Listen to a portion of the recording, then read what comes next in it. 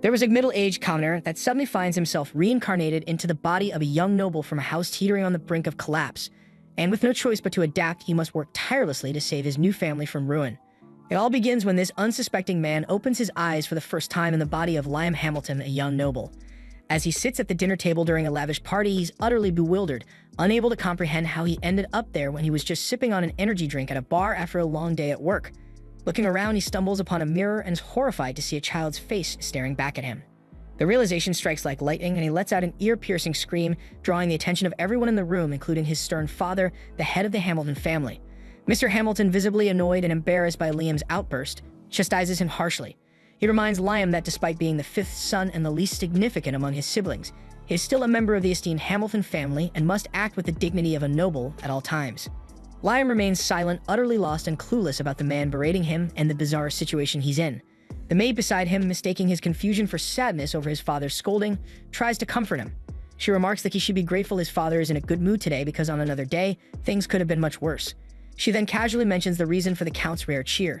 He finally has a daughter after being blessed with a string of sons, and this party is a celebration of her birthday. As the pieces start falling into place, Liam slowly begins to understand that he has somehow been thrust into the role of a noble's son. Assuming it's just an incredibly vivid and peculiar dream, he resolves to sleep it off, confident he'll wake up back in his old life. But when morning comes, he wakes up in the same child's body. So the realization hits him that this isn't a dream, this is his new reality. Liam has no clue why he's been thrust into this bizarre situation, but with no other choice, he begins to accept his new reality and decides to go along with it. Dressing in the fine clothes of the young noble boy he now inhabits, Liam sets out to explore his surroundings. First on his agenda is checking out the balcony for a better view of the Hamilton estate, and as he steps onto the balcony, he is amazed by the vast expanse of land surrounding the mansion, which the maid proudly informs him all belong to the Hamilton family.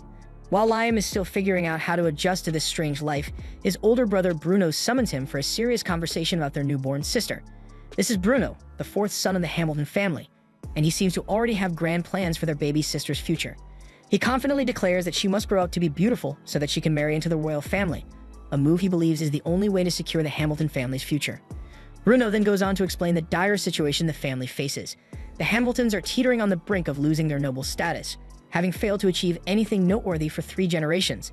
Their father, the current head of the family, represents the 3rd generation, and once he retires, leadership will pass to one of the 4th generation children. Bruno is convinced they won't achieve anything significant by then, which would result in the Hamiltons being demoted to commoners. Determined to prevent this, Bruno sees their sister's potential marriage as a golden opportunity to save their legacy. Despite being only 13, a mere year older than Liam, Bruno carries himself with a maturity far beyond his age, and he encourages Liam to start thinking about the family's future as well. Then their conversation is cut short when their tutor enters the room to begin a lesson on the basics of magic. Upon learning that he's about to study magic, Liam can barely contain his excitement. He leaps from his seat, drawing a mix of embarrassment and confusion from Bruno, who is taken aback by his brother's enthusiasm. Trying to temper Liam's expectations, Bruno warns him that only 1 in 100 people possesses the natural talent required to excel at magic, making the odds of success slim. However, Liam remains determined because he never had this chance in his past life, so he focuses intently, eager to learn. After class, Liam rushes to the maid, insisting she take him to the library. Following her lead, he eagerly begins searching for books on magic. His eyes land on a book titled Novice Fire Magic. Without hesitation, he flips through its pages and follows the steps for casting a basic fire spell. Concentrating, he manages to ignite a small flame on his index finger. The maid, wide-eyed with amazement, praises the young master for his ability to cast fire magic on his first try. Eager to expand his knowledge, Liam visits his father's office to request access to grimoires, spell books from the library. His father, barely glancing up from his work, dismissively grants permission, showing little interest in his 5th son's pursuits. But with his father's approval, Liam wastes no time gathering books and immersing himself in their contents, and before long he masters a fire spell called Flame Cutter. And with just 1 month of rigorous practice, Liam successfully masters the Flame Cutter spell without using a grimoire. Proud of his progress, he shows off his newfound skill to Bruno, who is stunned that his younger brother learned the spell so quickly on his own. Feeling a surge of sibling rivalry, Bruno grabs Liam's grimoire, determined to uncover a shortcut to match Liam's skill, but his attempts don't bear fruit. Realizing the truth, Bruno admits that Liam's affinity for magic is remarkable, so he encourages his younger brother to continue his studies, predicting that Liam's talent will bring him fame and status. However, Bruno also notes that Liam's growing brilliance might overshadow the rest of the Hamilton family, and he curiously asks if Liam's dedication is part of a plan to become the next head of the household.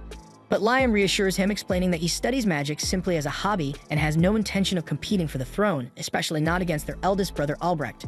After that, Liam continues his magical journey, mastering every novice fire spell in the book, so he sets his sights on the next target, the novice ice spells.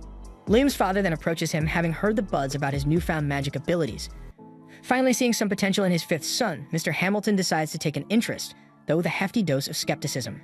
He then skeptically asks Liam to show his abilities, and Liam responds by freezing a book using his new ice magic. Mr. Hamilton is unimpressed and dismissively asks if that's the best Liam can do. But Liam explains that he's just started learning ice magic, and to prove himself further, he reveals that he mastered every novice fire spell in just 1 month.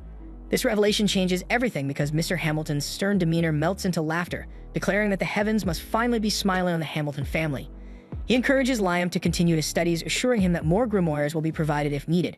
And for the first time, Liam feels genuinely supported by his father, and the encouragement ignites a stronger desire to grow his abilities. Later, as Liam heads to the woods to train, he notices one of the butlers whispering to his father about some bad news. Unaware of the situation, Liam continues to the forest, where he encounters a man in a white coat resting under a tree. The man casually asks if Liam is one of the Hamilton sons, and when Liam confirms, the man cryptically tells him to capture him. But when he sees Liam doesn't know what the hell he is talking about, he immediately dismisses his own comment. Changing the subject, the man inquires about Liam's grimoire, and when he learns that Liam is practicing novice magic, he offers to teach him something more advanced, and he immediately casts 5 different spells at once. Liam gets intrigued and eagerly accepts, and the man, impressed by Liam's lack of typical noble arrogance, agrees to teach him some tricks. He then starts with simultaneous spell casting, guiding Liam on how to create magic circles with both hands. Liam then manages to cast fire spells from each hand, and the man pushes him further, introducing the concept of casting 3 magic circles at once. But while Liam masters the technique, his magical reserves fall short of sustaining the spell. But despite this, the man is awestruck by Liam's raw talent and casually mentions his own ability to cast up to 16 spells simultaneously. But unfortunately, the man's time is limited, and he regrets not being able to teach Liam more. And as a parting gift, he hands Liam a ring, calling it Magicpedia, an artifact containing the knowledge of hundreds of grimoires worth of magic. Then as Liam slips the ring onto his finger, a flood of magical knowledge invades his mind, filling his thoughts with hundreds of spells he can now learn at will. Excited by this newfound power, Liam quickly masters a wind attack spell. But when he uses it, the mysterious man who had been teaching him vanishes into thin air, leaving Liam thoroughly perplexed. And moments later, his mate appears, scolding Liam for wandering alone in such a dangerous place, and warns him that a suspicious individual has infiltrated the estate. She then hands him a book on novice summoning magic, a gift from Mr. Hamilton, and heads back toward the house. But before Liam can fully process this, the enigmatic man suddenly reappears. He reveals that he had merely concealed himself to avoid being seen by the maid, subtly hinting at the danger he might pose. With limited time left, the man offers to teach Liam one final spell. He then asks Liam to pick a spell from the summoning magic book. And after some thought, Liam selects a spell to summon a salamander, a low-level fire spirit. Following the man's guidance, Liam uses the ring to cast the spell. The summoning is successful. The salamander is immediately absorbed into the ring. The man then explains that the ring functions as a limitless archive, recording every detail of the salamander's summoning process. Astonished by the ring's utility, Liam offers to return it, assuming it must be of great value. However, the man downplays its significance, describing it as a tool that simply spares the user from lugging around heavy grimoires. Relieved, Liam continues experimenting with summoning spells from the grimoire. But when he turns to seek the man's approval, he discovers that his mentor has disappeared yet again. But this time, the only trace left behind is a message scrawled on the ground, urging Liam to keep studying magic and to never reveal their encounter to anyone. The other time together was brief. Liam considers the man his master and feels immense gratitude for his wisdom. A month later, Liam has mastered an impressive arsenal of attack and summoning spells. Then he combines his skills to create a functional furnace, using it to produce white charcoal. One day, Bruno pays Liam a visit and is astounded to find that Liam has already amassed a sizable supply of white charcoal, and even a bag of Icro crystals, powerful items used to restore magical energy. Liam then proudly explains that he crafted the crystals himself by harnessing 5 types of magic simultaneously, a feat that highlights his exceptional skills. Bruno, impressed by his younger brother's progress, expresses his pride and shares his plans for the future. And he announces his intention to marry into a low-ranking noble family to gain independence from the Hamilton household. Bruno then elaborates on the importance of independence by sharing a somber chapter from their family's history. He then reveals that in a desperate attempt to salvage their noble status, their father once sent a large battalion to fight a sealed monster in a distant land. The campaign ended in a devastating defeat, with only a handful of soldiers surviving. But despite this failure, Mr. Hamilton and their eldest brother remain relentless in their pursuit to preserve the family's position, even if it means resorting to drastic measures. Fearing Liam might be drawn into these schemes, Bruno encourages him to also seek independence. Taking Bruno's advice seriously, Liam embarks on his quest for financial independence. He then sells his white charcoal, earning a hefty pouch of gold coins, and treats himself to a delicious bowl of ramen at a local eatery. Inspired by the meal, he decides to introduce ramen culture to the Hamilton household. And by using an ice spirit, he dehydrates noodles to create instant ramen and teaches the family chef how to prepare it. Confident that this product could become a profitable business, Liam presents his idea to a local trader. However, the trader declines, explaining that only the Hamilton family's eldest son, Albrecht, has the authority to conduct business on behalf of the household. Frustrated but undeterred, Liam leaves the shop, unaware that Albrecht has been eavesdropping on his conversation. Consumed by jealousy over Liam's growing skills and ambitions, Albrecht steps forward and declares that he will no longer allow Liam to act freely. Liam, however, returns home and remains motivated to pursue his goals. He then stores his creations in a dimensional storage system he crafted using a spell from the ring. And to circumvent Albrecht's control, Liam devises a clever plan and uses an unconventional summoning spell to create a clone of himself, tasking it with traveling to the far lands to sell his goods while he stays behind to produce more. A few days later, Liam receives a payment from the items his clone sold, deposited directly into his dimensional storage system. So he overjoyedly celebrates the success of his plan, knowing that his journey toward independence has officially begun. The next day, Liam arrives at the Hunters Guild after being advised by his eldest brother Albrecht. Upon entering, he notes that the guild looks just as chaotic and lively as he heard. The moment he steps in, the eyes of seasoned hunters turn toward him, their expressions laced with curiosity and skepticism. One grizzled hunter even jeers, asking if Liam has come to run errands for his mummy. Liam, unfazed by the taunts of these dusty has-beens, walks straight toward a fierce-looking man who he assumes must be the guild master. Liam's intuition is correct because the man introduces himself and immediately recognizes him as Liam Hamilton, confirming that Albrecht had informed him of his arrival. But before proceeding further, the guild master explains that Liam must undergo a test to determine his appropriate class, and he assures Liam that this is standard procedure, as it prevents inexperienced hunters from being placed in ranks they can't handle. And Liam agrees without hesitation, ready to prove himself. To begin the test, the guild master instructs Liam to cast an attack spell, suggesting that he take his time with the incantation. Liam confusedly asks what an incantation is, and the guild master chuckles at what he thinks is a joke, but quickly realizes Liam is serious. Taking it up a notch, the guild master tells Liam to attack him directly and not hold back. Liam decides to give it his all, knowing this test will determine his placement. And with precision and raw power, he fires multiple blasts around the guild master's head, leaving the man wide-eyed in disbelief. The surrounding hunters are equally stunned, rendered speechless by the sheer intensity of Liam's magic. And despite the shock, the guild master keeps his composure and decides to assign Liam a B rank, acknowledging his impressive abilities. Liam, however, remains stoic, giving no indication of whether he's satisfied or not. As Liam steps out of the guild, he examines his new B rank tag, unsure how to feel about it. While he's lost in thought, a charming girl with striking features approaches him. Introducing herself as Asuna, she comments on how dangerous it can be to hunt alone and proposes forming a party. Taken aback by her beauty, Liam is never one to miss an opportunity and enthusiastically agrees, and they then shake hands to seal the deal and set off together.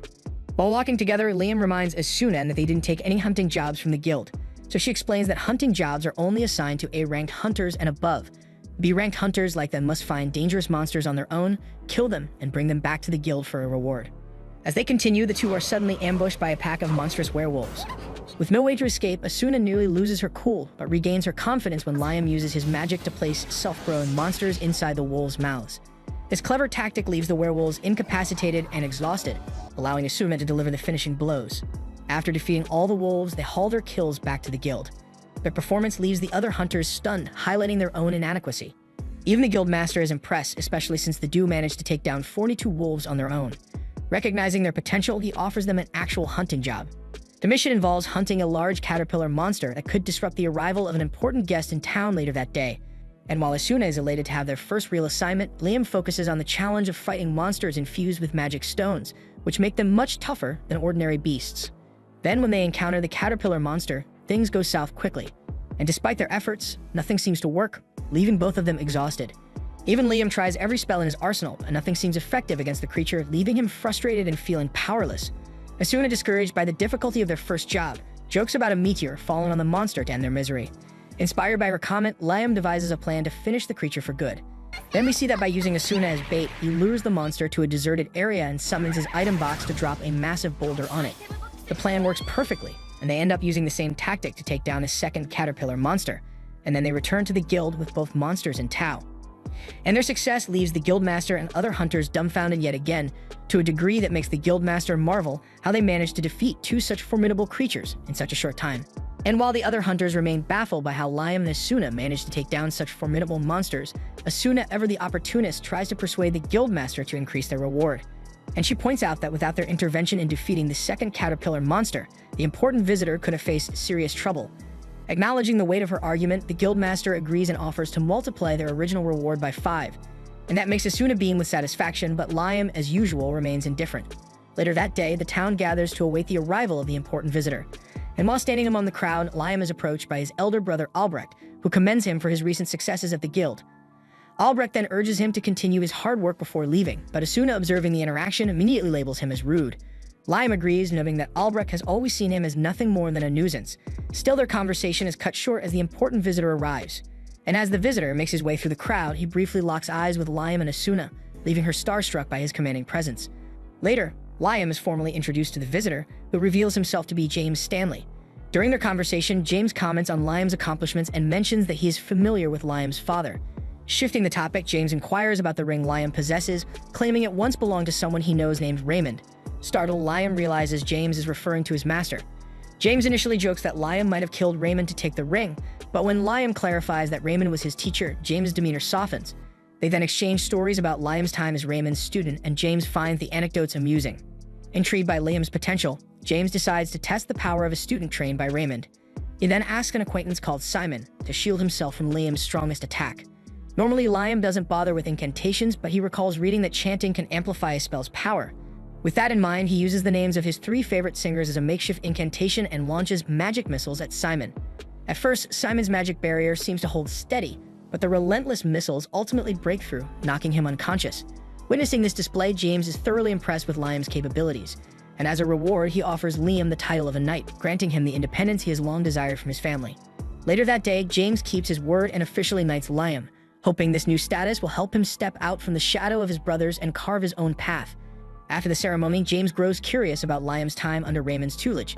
Knowing Raymond's mischievous nature, he asks if Liam ever fell victim to his master's pranks. The question triggers a vivid memory for Liam and recalls the time Raymond gifted him 100 kilograms of gold dust as a graduation present, only to mix it with water in a lake and task Liam with perfecting the item box skill before he could access it. What seemed like a generous gift was in fact a cleverly disguised graduation test. Hearing this, James quickly deduces that the gold dust was a mere distraction, and the true gift was likely hidden nearby, though not in plain sight. Determined to uncover the truth, Liam revisits the lake. Using his item box, he drains all the water from it, revealing a barren lake bed. As he wanders the dry expanse, he ponders his master's cryptic instructions. After some thought, Liam devises a plan. He carefully separates the gold dust from the lake bed and returns it to the now dry lake. The moment he completes this task, a hidden door reveals itself, leading him to an underground chamber beneath the lake. Descending the stairs, Liam discovers a letter and an ancient book waiting for him. The letter explains that the book, a maximum-level grimoire, is his true graduation gift. Liam then excitedly picks up the book and realizes it contains the power to access an entirely new world. Intrigued by the potential of this mysterious power, he dedicates hours to practicing its spells. But despite initial failures, he persists, and after multiple attempts, he finally succeeds in casting a spell that conjures a massive mirror. Stepping through the mirror, Liam finds himself in an alternate dimension, an expansive space entirely separate from the spellcaster's world. And he also learns that this space would grow in proportion to the caster's power, and Liam marvels at its capabilities. And also knew that unlike the item box, this space could house not just objects but even people, opening a realm of endless possibilities. Overwhelmed with gratitude, Liam silently thanks Raymond for leaving him with such a powerful gift. A month later, Liam and Asuna find themselves battling a massive frog monster. Liam attempts to use fire salamanders against it, but the attack proves completely ineffective. Instead, the attack enrages the frog, which prepares to unleash a devastating lightning blast. Sensing the impending danger, Liam activates his otherworldly powers, pulling Asuna into his alternate space to shield them both from the frog's deadly strike. The frog eventually collapses from exhaustion, giving Asuna the opportunity to deliver the finishing blow. They retrieve the frog's magic stone and bring it back to the guild. The guildmaster is astonished that they managed to complete the A-ranked mission, although he gives Liam most of the credit, dismissing Asuna's role. This irritates her, but she brushes it off, choosing instead to focus on her desire to grow stronger and match Liam's abilities. Seizing the moment, the guildmaster suggests that Asuna become Liam's familiar, explaining that this bond would align her powers with his and significantly boost her abilities. Asuna is overjoyed at the idea and immediately agrees despite one caveat. As his familiar, she would be unable to refuse his commands. But she jokingly adds that she doesn't mind even if Liam decides to be sneaky with her, making the situation both awkward and amusing. And with no objections from either party, Liam agrees to the arrangement. The guildmaster then performs the ritual, requiring Asuna to kiss the back of Liam's hand. And as soon as the bond is formed, Asuna's power surges. She gains a unique ability that allows her to move at superhuman speed, almost like the Flash. But while impressed by her newfound strength, Liam remains skeptical about the familiar contract's effectiveness in boosting abilities so quickly. So to test his doubts, he decides to try it with someone else. Asuna then recommends a woman she knows named Jody, and when Liam makes Jody his familiar, the transformation is equally surprising because Jody suddenly appears younger and gains the ability to heal others through her cooking. Days later, James summons Liam to his mansion with news about the arrival of Princess Scarlet. He commends Liam for his remarkable achievements since arriving in town, explaining that these accomplishments have captured the princess's attention. James then goes on to reveal that the princess is eager to see Liam's familiars in action and observe their unique abilities. However, Liam refuses outright, explaining that it would be an insult to his familiars, who are his trusted friends, not some sideshow performers. After he says this, James respects his decision and lets him go without further insistence. Unbeknownst to Liam, Princess Scarlet is actually disguised as this maid and overhears the entire exchange. Amused and intrigued, she confidently assumes that Liam wouldn't have the courage to refuse her if confronted directly. The next day, Liam is summoned to meet Princess Scarlet, but this time she isn't in disguise and her full royal presence leaves no doubt about her authority, so Liam knows he'll have to be careful with his words. Entering the Grand Palace, he kneels before her, offering the respect her status demands. But Scarlet, uninterested in formalities, orders a seat to be brought for him. She wastes no time mentioning how she's heard about his feats, defeating an armored caterpillar and, more impressively, a giant frog. She's especially amazed he managed to kill a frog without using high-level magic, a feat no one else has ever accomplished. Still, her real interest lies in his familiars, and she asks him to show her their abilities. Liam quickly realizes that Scarlet is using her authority to make him comply, but he's not about to cave. Politely but firmly, he refuses her request. Scarlet's eyes narrow slightly as she asks if he truly means to defy a direct order from a noble. Yet Liam stands firm, no matter the consequences, adamant about not turning his companions into a mere spectacle for her entertainment. Expecting anger or even punishment, Liam is instead taken aback when Scarlet suddenly bursts out laughing. She finds his unwavering principles amusing and refreshing. He's the first person she's met who values his morals over the demands of authority, and that's something she can't help but respect. So she is pleased and decides to reward him on the spot, and without hesitation, Scarlet declares that Liam will be granted the title of Baron. Liam is utterly shocked, insisting he hasn't done anything to earn such an honor. But Scarlet, having taken a liking to him, brushes aside his protests and says that she's the damn princess, and she can do whatever she pleases, and she also points out that this title will ensure his family retains their status and security. But her generosity doesn't end there. With a regal flourish, she presents him with a familiar's contract grimoire. While the title leaves him in disbelief, the grimoire fills him with uncontainable excitement. Thanking Scarlet profusely, Liam leaves the palace with a spring in his step, eager to unlock the secrets of his new gift. A little while later, Liam is sitting in the forest, reading through the grimoire. He finds the spells inside fairly easy to use, but he knows that until he masters the book, his contracts won't be permanent. As he's practicing, he suddenly notices Bruno walking toward him. Liam is surprised because Bruno got married and left home a while ago, so he asks Bruno why he's here, but Bruno doesn't have a real reason. He just wanted to visit and hang out with his little brother, mainly to congratulate Liam in person for becoming a baron, which he says is a huge accomplishment. Bruno even jokes that Liam now outranks their father, but Liam doesn't understand what he means because their father is a count, and he's only a baron. Bruno then explains that while barons are generally lower in rank than counts, this country divides nobles into two categories: those who inherit their titles and those who earn them through accomplishments, so naturally nobles who earn their titles are considered more impressive. Liam didn't know this, but even after hearing it, he doesn't really care because his only focus is learning more magic. Later, as Liam walks through the palace halls, he comes across Albrecht and greets him, but Albrecht completely ignores him, so Liam is left confused, wondering why Albrecht seems so upset. At the same time, Albrecht is furious because he can't stand the idea that his damn younger brother is somehow overshadowing him. Then while walking, he overhears two maids talking about Liam's achievements, and their praise for Liam only fuels his anger. He storms over to them, yelling that if they think Liam is so great, they should quit and go work for him instead. The maids quickly realize Albrecht is jealous of Liam, so they apologize and try to calm him down. But Albrecht doesn't stop there. He asks if they really believe Liam is more important than him. The maids, eager to keep their jobs, nervously assure him that he is of course better than Liam. Feeling slightly appeased but still angry, Albrecht walks away, determined to prove that he is the better brother, and he swears that he will accomplish something to show everyone that he deserves more recognition than Liam. The next day, Liam meets up with Asuna and Jody in town. The three of them quickly become the center of attention, mostly because Jody and Asuna are undeniably gorgeous. As a result, every guy in the crowd is glaring at Liam like he's the luckiest and most hated guy in the world. Ignoring the stares, Liam suggests they officially form a party. He makes it clear, though, that he won't pressure them into anything they don't want to do. But thankfully, neither Asuna nor Jody have any objections, so they agree to team up. Later that day, the newly formed party heads into the forest on a mission. And during the mission, Jody takes aim with her bow and lands a perfect shot, hitting a wolf in the neck. As the wolf stumbles, Asuna rushes in and finishes it off with a clean strike from her sword. Liam, impressed by Asuna's speed, compliments her, noting how much faster she's become since becoming his familiar. Joby chimes in, pointing out that her eyesight has improved significantly since the contract reverted her to her younger self, and she jokes that she no longer has old lady vision. Liam then curiously asks if having better eyesight is always a good thing, and Jody assures him it is, especially since she's an archer. Taking that as a cue, Liam raises his hand and casts an enhancement spell on Jody's eyes, boosting her vision even further. And now she can see way beyond what was possible before. Asuna then intriguedly asks Liam what he just did. Liam explains that it was a basic enhancement spell to improve Jody's vision, so she gets excited and immediately asks him to cast a similar spell on her. Liam hesitates though, explaining that while he could enhance her combat abilities, the risk isn't worth it, because enhanced strength could put too much strain on her body, potentially causing serious injuries like broken bones, but spells like vision enhancement are safe and effective. Thanks to the spell, Jody can now snipe targets from an incredible distance, and she's beyond grateful to Liam for the upgrade. After a productive day of hunting, the group returns to the guild, but they are greeted by chaos. The guild is in complete disarray, and when they ask what happened, they're told that Albrecht caused a massive problem by breaking the forest seal. So Liam immediately pieces things together. Albrecht, who is consumed by jealousy, must have tried to defeat the monster sealed in the forest in an attempt to prove himself.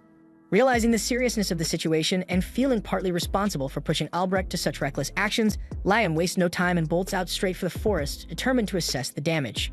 Liam and the others soon arrive at the spot, and it's so much worse than they could have imagined. A lot of soldiers are badly injured and many more are already in hell, and that shit makes Liam is absolutely horrified. He then spots Albrecht lying on the ground injured, so he quickly runs over to him. But as soon as Albrecht sees him, he jumps up in a frenzy, yelling that he hasn't failed yet.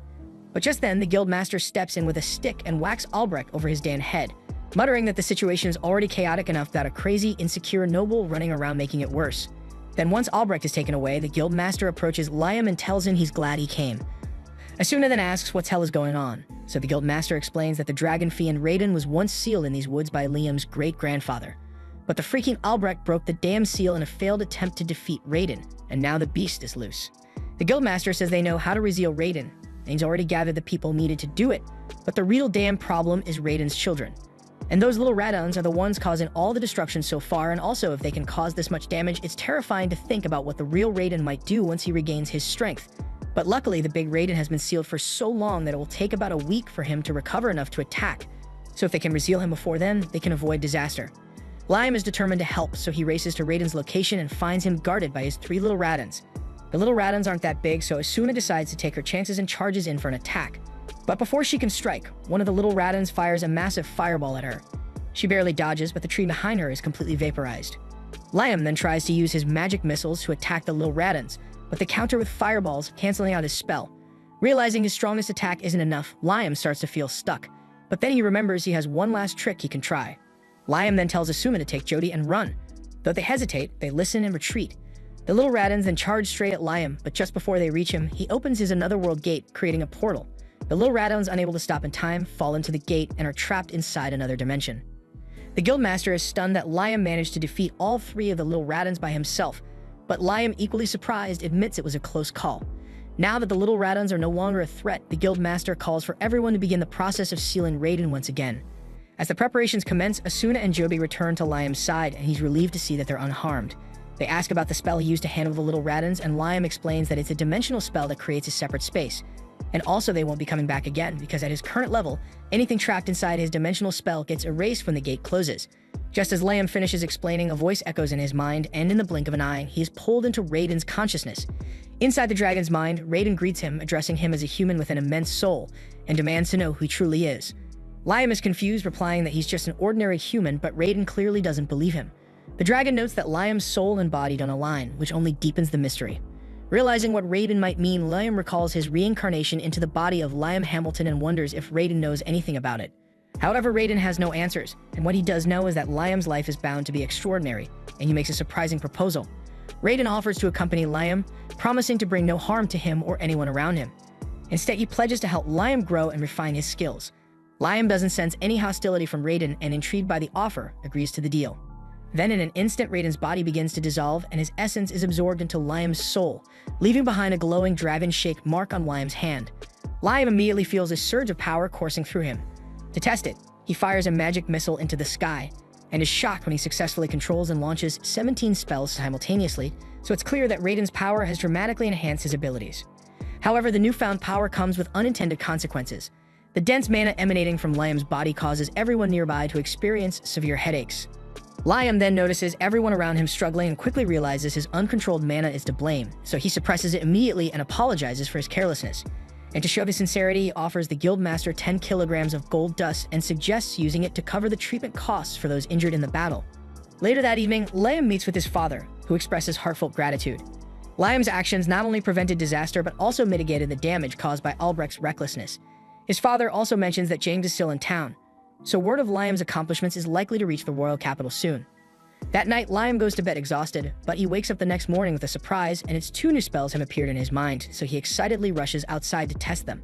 After several hours of trial and error, he successfully casts 1 spell, summoning a little Raiden. He then discovers that it's not yet combat ready, but with more practice, Liam plans to make it useful in battle, so it's now more like a cute pet. Then as Liam plays with the little Raiden, Princess Scarlet approaches unnoticed. Catching sight of him using magic, she recognizes it immediately as holy magic. Though she already knew Liam was talented, the revelation that he can wield holy magic at his age leaves her stunned. However, that's not why Scarlet is here. Scarlet has come to deliver Liam's reward for defeating the Dragon Fiend. While she had hoped to grant him a higher noble title, the other nobles objected to a landless child being promoted so quickly, but instead she awards him the Order of the Phoenix, 3rd class. Then before leaving, she asks Liam to explain exactly how he defeated the dragon, as she may need to declare him a national hero depending on the details. But Scarlet gets horrified when Liam admits to absorbing the Dragon Fiend. She momentarily doubts everything she thought about him, but then remembers seeing him use holy magic, which complicates her judgment. But then ultimately she warns Liam to keep the truth about Raiden a strict secret. The next day, a chest containing 3,000 gold coins arrives as hush money. Liam is baffled by Scarlet's insistence on secrecy, but decides to go along with it, unsure of why this revelation is so damn dangerous. Later, Count James summons Liam to his mansion for a conversation and eagerly inquires if it's true that he has learned to use holy magic. However, Liam is stuck in a dilemma. He can't reveal the truth due to his promise to Princess Scarlet, leaving him in an awkward spot. James notices Liam's hesitation and clarifies his intentions, assuring Liam that his excitement stems from genuine admiration for Liam's achievements. He further reassures Liam that his accomplishments have cemented his place in the noble family. However, James reveals the source of his curiosity. Princess Scarlet sent Liam's family a reward for defeating the dragon without consulting the king. What's more, witnesses claim the great dragon fiend turned into a blinding light and entered Liam's body. Based on this, James assumes that Liam must have formed a contract with the dragon fiend, gaining the ability to use holy magic. Liam, who has already accepted hush money from Princess Scarlet to keep the details secret, wants to come up with a convincing lie. Unfortunately, his lack of creativity gets the better of him, and he spills the truth without any damn pressure. Embarrassed, Liam admits that he has learned a few holy spells and mentally apologizes to Princess Scarlet for being such a terrible secret keeper. James, however, is thrilled by Liam's honesty and asks him to demonstrate the spells he has learned, as it would give him a better understanding of Liam's talents. So Liam complies and uses a holy spell called All Clear on James, explaining that it removes all status ailments, including poison and petrification. The effects are immediate. James feels the magic's purity and remarks that it's no wonder holy magic is known as the magic of the gods. To give Liam a deeper understanding of its divine reputation, James begins to recount the legendary story of the War of the 3 Great Dragons. In this ancient war, 3 majestic dragons waged a relentless battle for survival. One fateful day, the war abruptly ended with one dragon triumphing over the others. Legends say its victory was due to someone wielding holy magic on its behalf. The tale goes on to describe how the victorious dragon formed a bond with a human. Together, they harness holy magic to establish a nation, none other than the one Liam now peacefully calls home. While many might assume the dragon married the human and had children, James has a different perspective. He theorizes that the dragon was absorbed by the human, just as Liam absorbed the dragon fiend Raiden and became one with it. This parallel makes it seem like Liam is recreating the very legend behind their nation's founding, which deeply worries James, not just for Liam's sake, but for his entire family. If Raiden truly is one of the 3 great dragons that entered a deep slumber after parting with its chosen human, it would mean the Hamilton family sealed away their nation's original founder. Such an act would discredit their historic achievement, possibly leading to the family losing their noble status entirely. And that's not even the worst of it. Given how long Raiden was sealed, they might hold a grudge and plan to retaliate against the nation for its perceived betrayal. Although this isn't the truth, Liam now faces the monumental challenge of proving it. Determined, he reflects on his conversation with Raiden and reassures James that the dragon harbors no ill will. He explains that Raiden merged with him purely out of curiosity about his life. Satisfied with this explanation, James concludes that Liam may very well be their nation's savior. With that, James allows Liam to leave. Liam, eager to clear his mind, heads into town, where he soon runs into his 2 loyal familiars, Asuna and Jody. Then Asuna suddenly grabs Liam's hand and pulls him away from the bustling crowd before anyone can notice him. Liam confusedly asks what the hell is going on, so Asuna explains that word of his great achievement has spread, and now every adventurer in town wants to join his party. She hands him an extensive list of applicants, leaving him with the daunting task of choosing their next teammate. Later, Liam returns home and is greeted by the maid, who informs him that he has received hundreds of marriage proposals. But when he barely glances at one, his older brother Bruno shows up, insisting that Liam marry the girl he has personally chosen for him. However, Bruno is more curious about Liam's latest feats, wondering why even high-ranking nobles are so eager to align themselves with their family through marriage.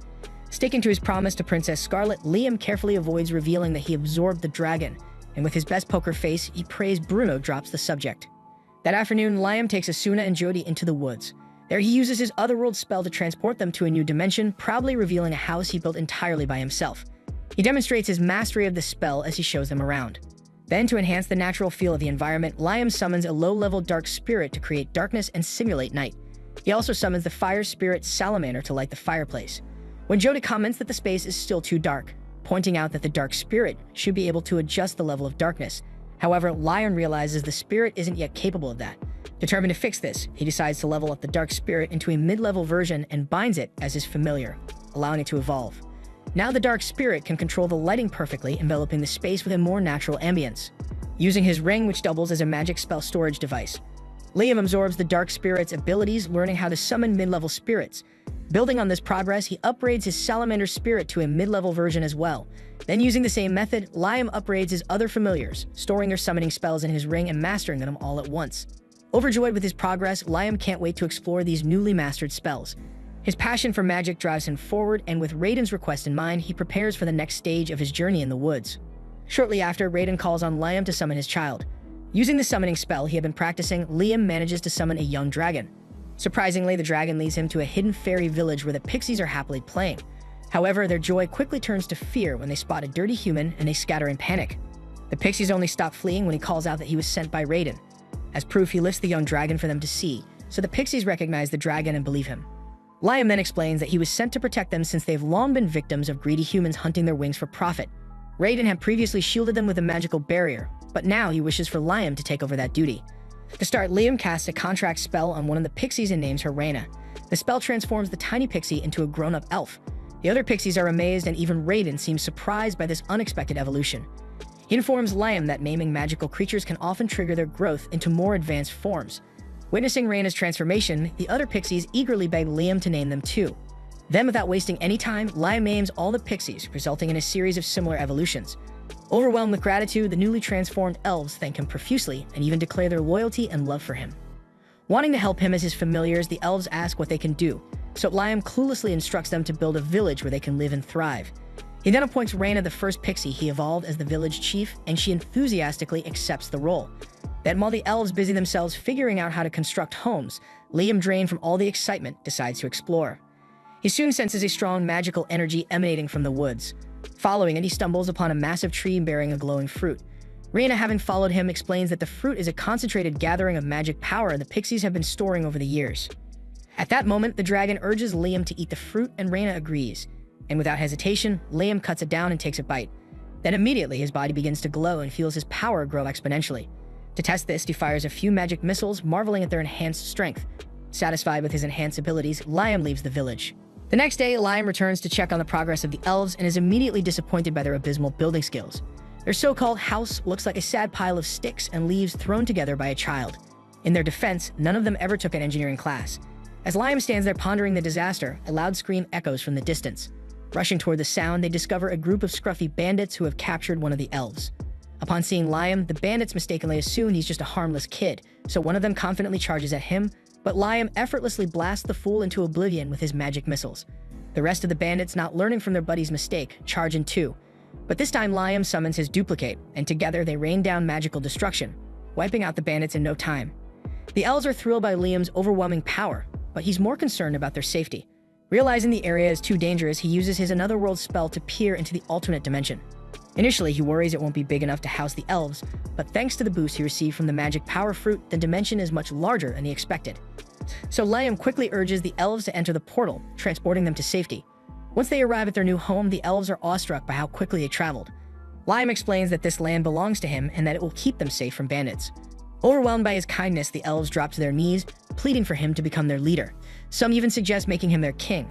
Embarrassed and feeling unworthy of the title, Liam settles for leader, thinking it's a lot less pressure. Later, Liam treats the elves to bowls of ramen while practicing the high-level holy magic Raiden had gifted him. And after 4 grueling days of trial and error, he finally masters the spell. Eager to test it, he focuses on a location, places his duplicate there, and prepares to teleport everyone at once. Gathering the girls, he activates the spell, and in an instant, they find themselves in a new location. Their destination is revealed to be a mysterious place called the Sealed Lands. Then, while the girls marvel at the beautiful and eerie landscape, Liam excitedly talks about how he wants to perfect the spell even further, dreaming of teleporting anywhere he desires with ease. Just then, Liam steps forward, stretches out his hand, and breaks the seal on the land, revealing a more vibrant and breathtaking view. The elves are thrilled by the transformation, but before they can settle here, they face the issue of water. To resolve this, Liam summons a water spirit and asks for help in finding a water source. And with her assistance, he quickly locates a suitable spot and thanks her for the help. With this, the elves' accommodation problem is almost resolved, and Liam feels a sense of accomplishment. He then spends the next few days training in the woods to shorten the casting time for his teleport spell. And after many trials and errors, he finally achieves success, and his excitement is boundless. Later, Liam prepares to leave the village and entrusts the young dragons to watch over the elves while he's gone. And by using his newly improved spell, Liam teleports to Princess Scarlet's palace. The princess then asks if Raiden has told him anything about a promised land. Liam denies it but mentions discovering a sealed land, which piques her interest. She requests to see it, but Liam asks for a favor first. Later, Scarlet introduces Golak, the royal court engineer. Using a familiar contract, Liam creates a copy of Golak to assist with the elves' village construction. Once this is done, Liam takes Scarlet and the copy to the sealed land. And upon seeing it, Scarlet is amazed, believing it might truly be the promised land of legend.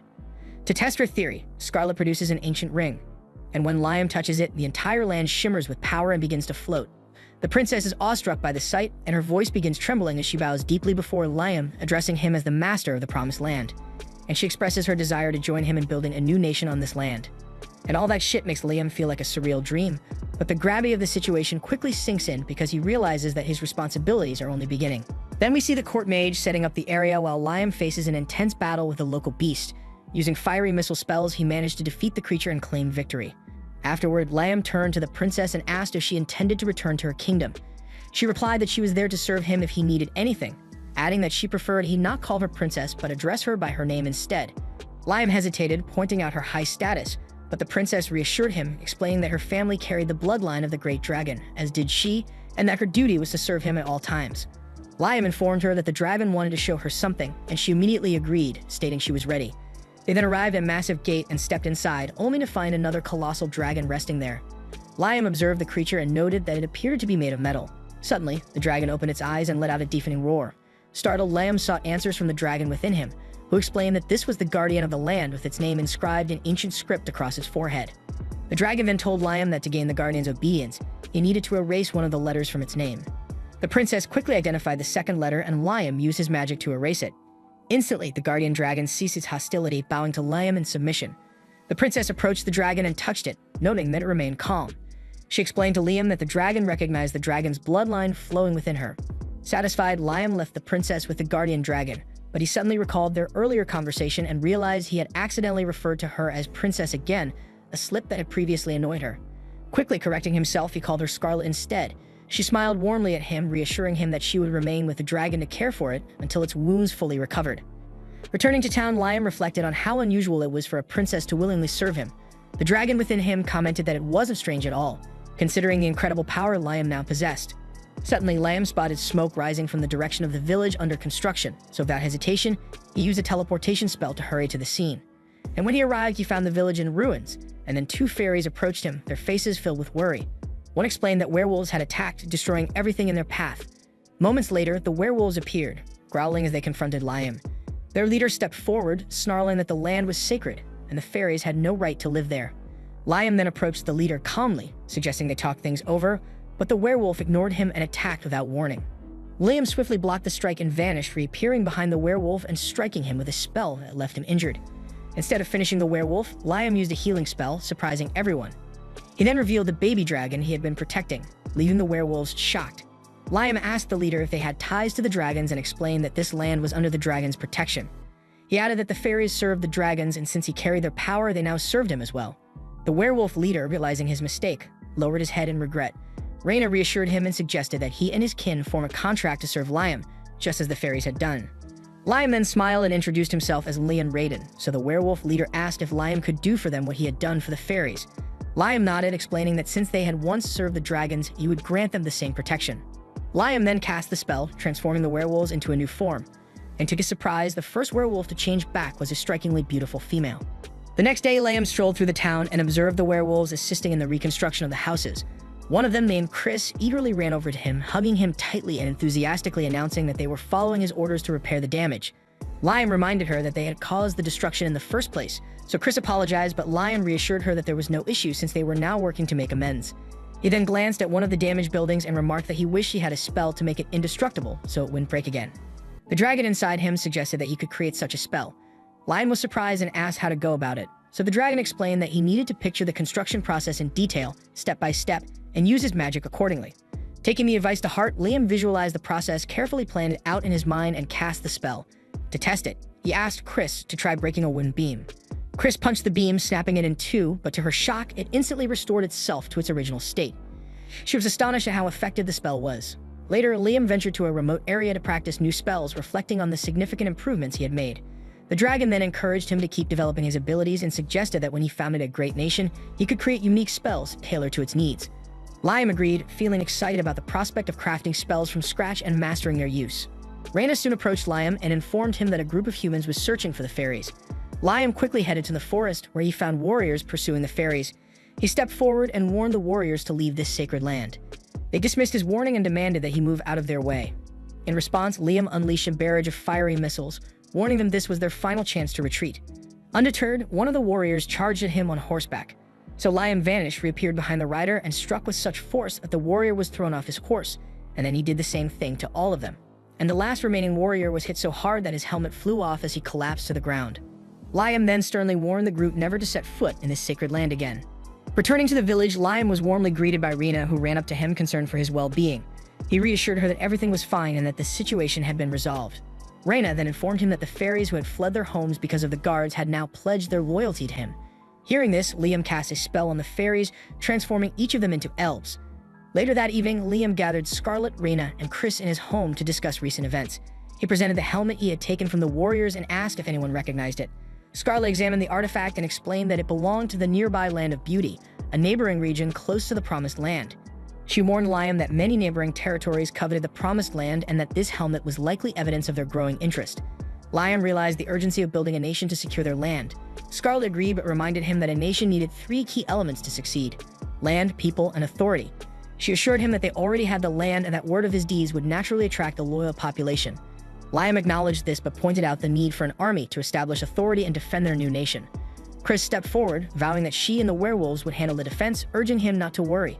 The next day, an envoy from the Land of Beauty arrived, bearing a message from their prince. The prince proposed an alliance and a marriage between Liam and Princess Scarlet.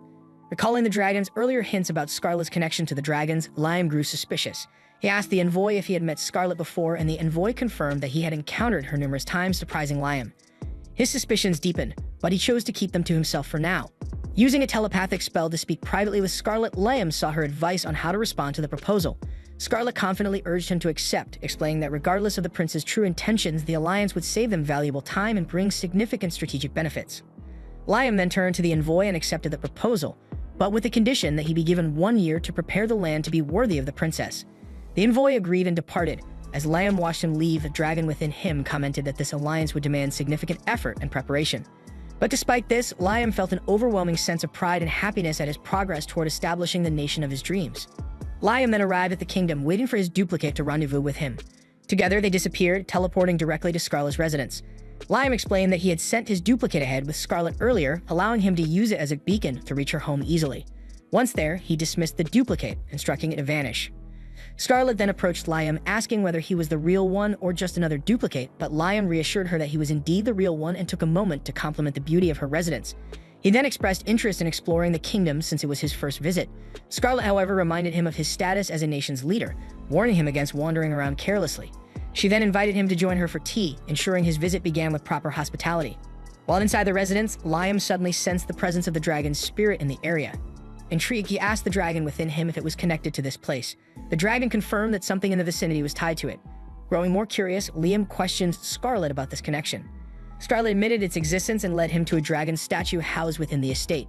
She explained that the statue had been a treasured artifact passed down through generations in her family. Liam remarked that he could feel a powerful energy radiating from it. The dragon within Liam then instructed him to merge with the statue.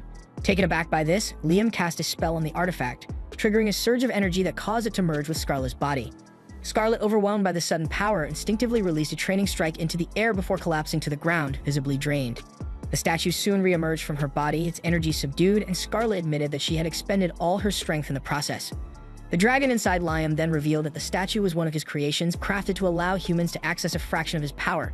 Liam asked Scarlet if the merge had granted her the ability to use the dragon's strength. Scarlet confirmed this, noting that during the brief fusion, she had been able to perform spells similar to Liam's, though it had left her utterly exhausted. The dragon then explained that there were 3 types of statues, with the golden one being the most powerful. However, the others had been lost in past battles.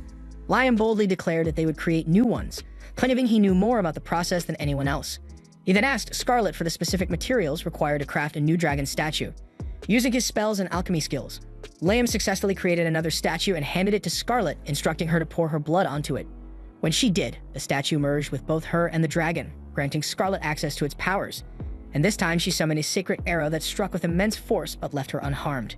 She was amazed by the protective shield, comparing it to a living entity. Liam followed up by blessing the statue with a spell and naming it Ares, patron of battle. Scarlet tested her new abilities again, summoning a sacred spear that effortlessly cut through trees. She marveled at the extraordinary strength she now possessed. The dragon then revealed to Liam that similar power had been granted to another follower in the past. Liam then asked if the dragon was referring to the black dragon Raiden, and the dragon confirmed it. Intrigued, Liam asked if he could try the process himself, and the dragon encouraged him to proceed. Liam approached the Black Raiden, an enormous, imposing dragon that moved freely. Following the same process, he poured blood onto Raiden and used the merging spell. The dragon's energy fused with Liam, granting him incredible strength. He then unleashed a barrage of powerful missile attacks before the dragon separated from him, leaving Liam collapsing to the ground, utterly drained. Scarlet quickly rushed to his side, and Liam reassured her that he was fine, though he admitted he had lost his strength. The dragon then informed Liam that he was only the 3rd person in history to survive such a process. Shocked by the revelation, Liam admitted that he hadn't realized how dangerous it was. The dragon, however, told him to master the process, hinting that with such power at his disposal, the entire world could one day be his. The next day, after absorbing the mana stones, Liam recovered his strength and asked if he could temporarily borrow Guardian Raiden. Scarlet agreed and added that he was entitled and indeed he should keep the dragon. Grateful, Liam stowed the dragon in his item box and marveled at its striking realism, while Raiden mentally agreed, insisting that he wasn't. Liam then informed the princess that he would head back to the village while she remained at the royal capital to keep tabs on the unfolding events in the promised land. Soon after, Liam used the same spell to teleport back to the village and used the same spell to send Scarlet back to the capital. There the people worked relentlessly, smiles plastered on their faces. Once the first phase of the village's construction was complete, Raina told Liam that trolls were 3-meter-tall creatures of sheer muscle that lived nearby. Liam recalled having heard that trolls' temperaments varied widely. They could be as gentle as lambs or as brutally violent as hell. Unfortunately, according to the fairy, these particular beasts were downright hostile, with humans relentlessly encroaching on their territory. So Liam figured that if fighting broke out, it'd be a real nightmare, while Raina mused about persuading the trolls to side with him in the war. Finally, Liam inquired about the monster's whereabouts. Afterwards, he appeared in a barren, seemingly lifeless land, a stark contrast to the fertile soil it once had Mount long ago. Picking up an iron ore stone from the ground, he scanned the area, noting the scarcity of vegetation, yet remarked that the region was chock full of hidden treasures. At that very moment, trolls emerged before the boy, demanding to know what he was doing there. So Liam explained that he was in the process of building a nation and sought to recruit them, but the leader of the monsters deemed humans untrustworthy and promptly shot down the proposal. Liam begged for their trust, swearing that he would harm no one, and pointed out that fairies and werewolves had already joined his cause. Unmoved by Liam's plea, the massive creature slammed its club into the ground, carving out a small crater that nearly ended Liam's damned life if he hadn't managed to escape in time. The troll persisted, launching several savage blows that forced the mage to scurry away like a rat as he desperately contemplated how to reverse the tide, especially given that this troll was as formidable as legend claims, so any hesitation might spell doom for Liam. Meanwhile, as Liam dodged yet another strike, he discovered his legs were ensnared in a deep crevice. With a malicious grin plastered on the monster's face, Liam suspected he had been deliberately lured into this trap. When the troll hefted his club and struck down hard, everyone assumed the battle was over. Yet remarkably, Liam burst forth from beneath the rubble, with his Guardian Raiden magical armor still intact.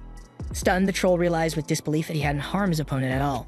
However, the situation ran even deeper. Scanning the chaos, the troll chief noticed that in his overzealous swing at the boy, he had inadvertently injured his own allies. Liam later confessed that he had intentionally not dodged the final blow to prevent the chief from hitting his companions. Normally unable to summon such an array of spells, he had instead relied on his magical armor to amplify his power and generate additional illusions to protect the other trolls. Hearing this, the chief recognized that this child was surprisingly kind, a stark contrast to his initial assumptions. Consequently, he promised to listen to what Liam had to say. Likewise, Liam began to suspect that these trolls might not be as savage as Raina had portrayed. In fact, they could very well be the opposite. Still, the chief demanded to know what the boy intended from them. Liam then laid out the process of building the village, explaining how the trolls' involvement was vital for several reasons. He argued that humans would likely invade the land, and if the trolls remained isolated, they'd be vulnerable to attack and ultimately doomed in the war, and frankly, Liam didn't want that outcome. Consequently, the chief agreed to inspect the village before making any decisions, prompting Liam to teleport everyone there. Transported by the magical means, the monsters were utterly astonished, having never witnessed anything like it before. Suddenly, Chris appeared, pointing an accusing finger at the troll chief and demanding to know what this brute was doing there. Recognizing he was facing the infamous boar woman, the chief braced himself as Chris, seething with fury over the ridiculous nickname, launched a swift, flying kick that sent the massive troll crashing to the ground in an instant. Concerned and uncertain about the next move, Liam inquired about the connection between the wolf and this man, but Chris couldn't offer an explanation. Ever since meeting this troll, she found him so irritating that every encounter inevitably spiraled into an unprovoked brawl. In fact, tallying all their clashes revealed 307 victories and 378 losses for Chris. Naturally, she was desperate to understand how the giant could collapse so easily when he once seemed far tougher. Liam then clarified that the troll hadn't weakened at all. Instead, the wolf had grown significantly stronger after sealing the familiar pact. On hearing this, the girl boasted that she had essentially become the last cookie in the jar overnight and vowed never to lose to a walking stack of muscle under these circumstances again. Moreover, she suggested that the troll chief should also forge a familiar contract with the human mage to evolve. According to her, since he had lost this duel, the big guy owed her a favor, and that favor would be to initiate the pact. With the troll accepting the terms, Liam set the process in motion and christened him Guy. Once done, Guy adopted a more humanized form. Though his size diminished, his internal power surged dramatically. Seizing the balance moment, Chris wasted no time diving into round 2. This time, however, Guy exhibited astonishing reflexes and defended himself with masterful precision, proving that a single punch could literally bury an adversary beneath the earth. Even though it was merely a casual duel between the two, Liam observed that it had escalated into a high-caliber battle. Guy's comrades watched in amazement as their leader grew even stronger than before, hailing him as a legendary Gigas, the natural evolution of trolls. Thereupon, Liam vowed to extend the same transformation to all the new comrades, and as he turned the trolls into Gigas, he celebrated gaining formidable allies for the village's protection. Additionally, this species proved remarkably effective at manual labor, as evidenced when they began assisting in extracting heavy stones. Likewise, Chris attempted to help with the work, but without their strength, it quickly became apparent as the wolf girl struggled to move a bag laden with a massive rock. Guy urged her to take it easy and insisted on handling the heavy lifting, until Chris was nearly crushed by the very stone she was pulling. The Gigas lent a hand to ease her burden, only for her to stand up fume, and declare that he shouldn't think he'd won just because of that, before storming off in embarrassment. Later, after hauling a hefty load of stone back to the village, the troll chief asked what Liam planned to do with it all. So Liam explained that he intended to extract metals from the stones by summoning Gnome and Salamander to heat and melt the rocks in a forge separating the metals. Once completed, the nobleman obtained portions of gold, copper, and silver, but mostly a substantial amount of iron. Unfortunately, aside from these, almost no high-grade mithril was yielded. Raiden clarified that mithril is an extremely rare metal in the human world and nearly impossible to come by, yet Liam remained frustrated, hoping to find even a little more of this material in the troll quarry for the production of magical armors and masks. However, since there wasn't enough to craft powerful armors, Liam announced he might try other methods, although Raven was quick to warn that such efforts were bound to fail. Either way, Liam didn't see failure as a disaster, a stance that provoked a hearty laugh from the dragon, who joked about the young man's carefree outlook.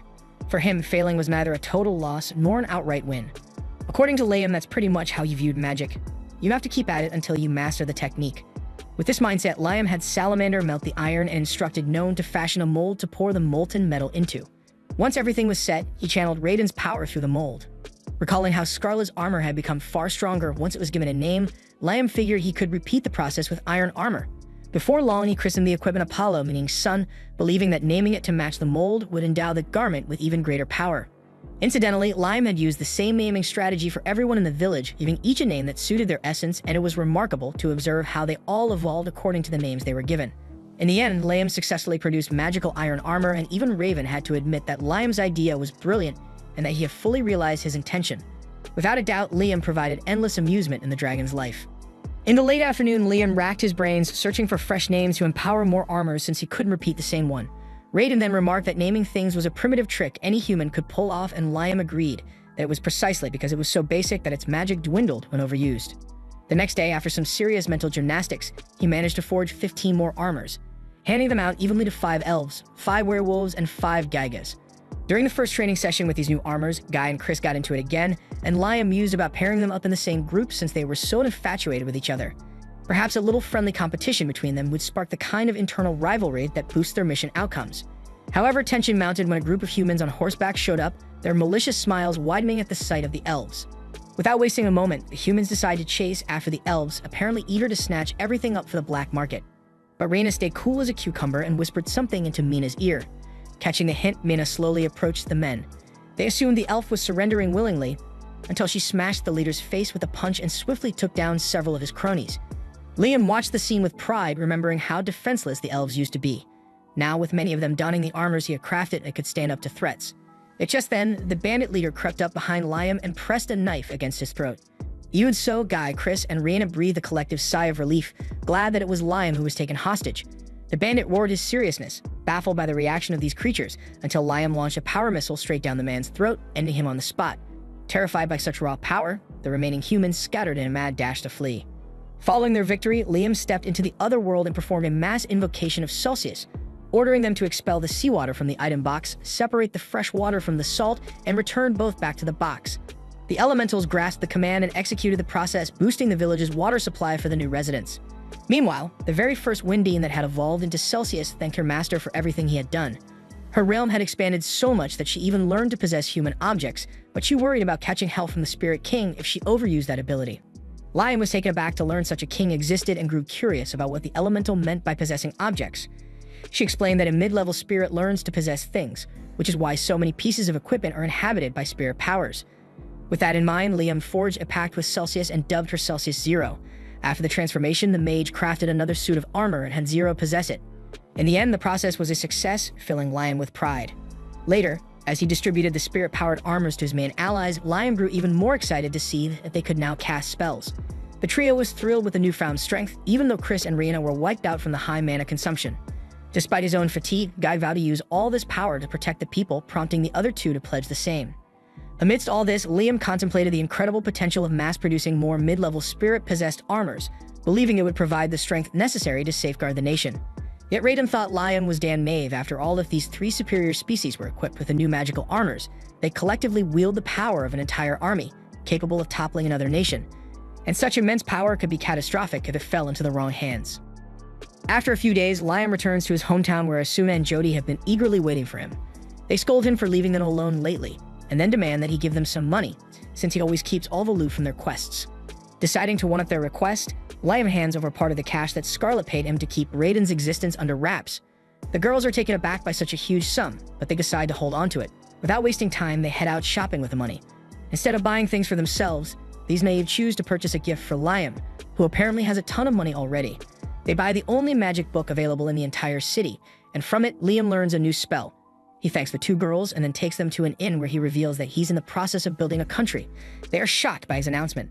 Then when he asks them to live with him there, he expects them to refuse, but Liam is surprised when they agree to follow him to the ends of the earth. They're all set to start the journey immediately, but Liam insists he must first master the new spell he learned from the magic book. He casts a spell called Dust Box, and before his eyes, a black box materializes. He spams the incantation repeatedly until he's confident he's reached the peak of his skill, then decides to test it out, explaining to the girls that the Dust Box works just like an item box, and its capacity is determined by the caster's mana. Curious about the differences, the girls watch as Liam places a slice of their food inside for 1 minute. When he retrieves it, the food reeks unmistakably of his grandma's foot. Realizing that this spell quickly spoils anything stored within it, Liam notes that while the Dust Box might be useful in certain special cases, he's not yet sure how best to apply it. At that moment, he spots a waitress carrying a bottle of wine. Without hesitation, Liam chases after her and manages to snag a bottle of freshly squeezed grape juice instead. He decides to mix in some yeast with the juice and then places the concoction in the Dust Box for 5 minutes, eager to see what happens next. When he retrieves it, the grape juice is transformed into wine, and Liam realizes his hunch was correct. The Dust Box ferments things lightning fast.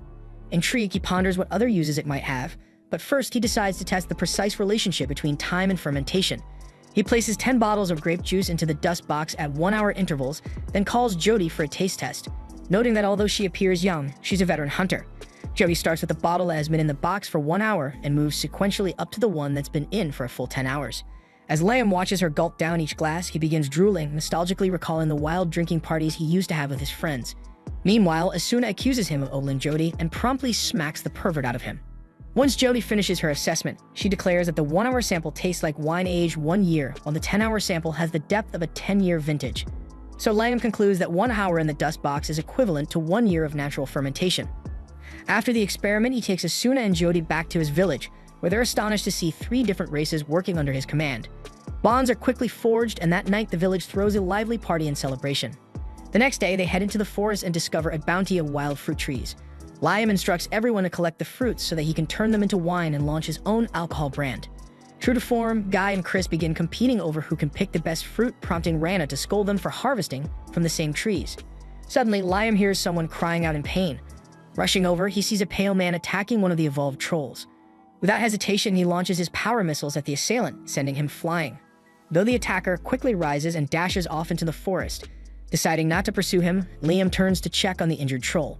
Guy is already attempting to revive it when unexpectedly, the pale man, now looking even more ghastly, lunges at Guy like a zombie. But despite the chaos, Guy manages to hold him back and restrain him, and the man remains uncontrollably frenzied. Liam suspects that the man might be suffering from a negative status effect, so he casts a dispelling spell on him. As the spell takes hold, the man's agitation subsides, his bite wounds begin to mend, and eventually he falls into a deep, sound sleep. Observing this, Jody deduces that the man was likely bitten by a vampire, which temporarily turned him into one. Her conclusion draws ridicule from the others, who call her foolish since they insist that vampires can't emerge in the sunlight. However, Jody, armed with a wealth of knowledge beyond theirs, insists that it must have been a Dracula, a rare mutated vampire born only once every few centuries, so potent that its influence renders other vampires immune to sunlight. Realizing that they are now up against a truly formidable foe, Liam orders everyone to gather as much intelligence as possible. Before long, a werewolf bursts into the village with dire news. He has spotted an army of 10,000 vampires about 10 kilometers away.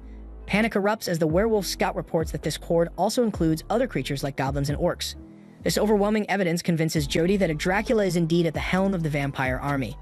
Rana remarks that vampires are typically a timid and reclusive species, and it appears that this Dracula has incited them to violent behavior. The group debates whether to directly confront the vampire army, but fear soon sets in over the possibility of being bitten and transformed into vampires themselves. Deciding that immediate action is necessary, Liam orders the evacuation of all nearby villages and dispatches his subordinates to issue warnings, even though by that time the vampires have already seized several villages.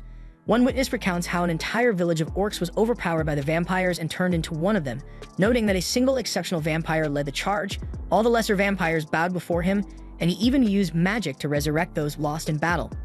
Amid the growing crisis, Liam declares that he knows how to swiftly counter the vampire menace. He sends his elite servants into battle, equipping them with the elemental magic armors he designed.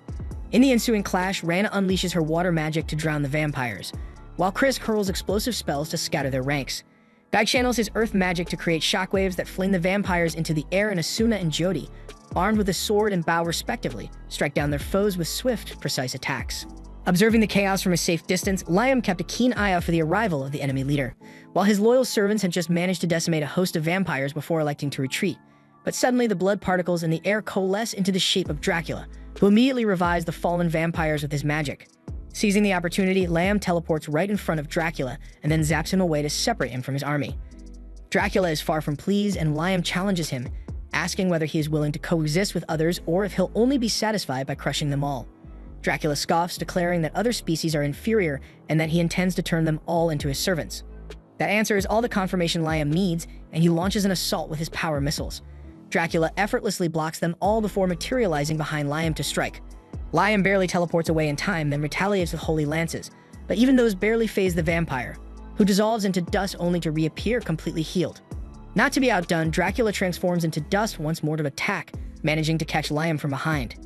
At the last second, Liam conjures an illusion spell to escape the vampire's clutches, forcing Dracula to bite at nothing but a trick. Feeling truly cornered, Liam wonders whether he should activate his golem armor for a massive power boost, even though it will quickly sap his energy.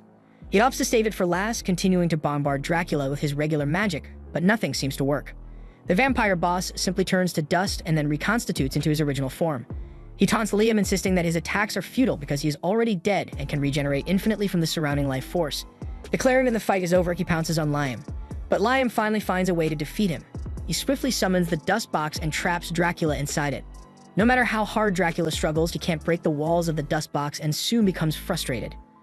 Liam muses that living beings usually can't be confined in the dust box, but since Dracula claims he is already dead, he can be placed there.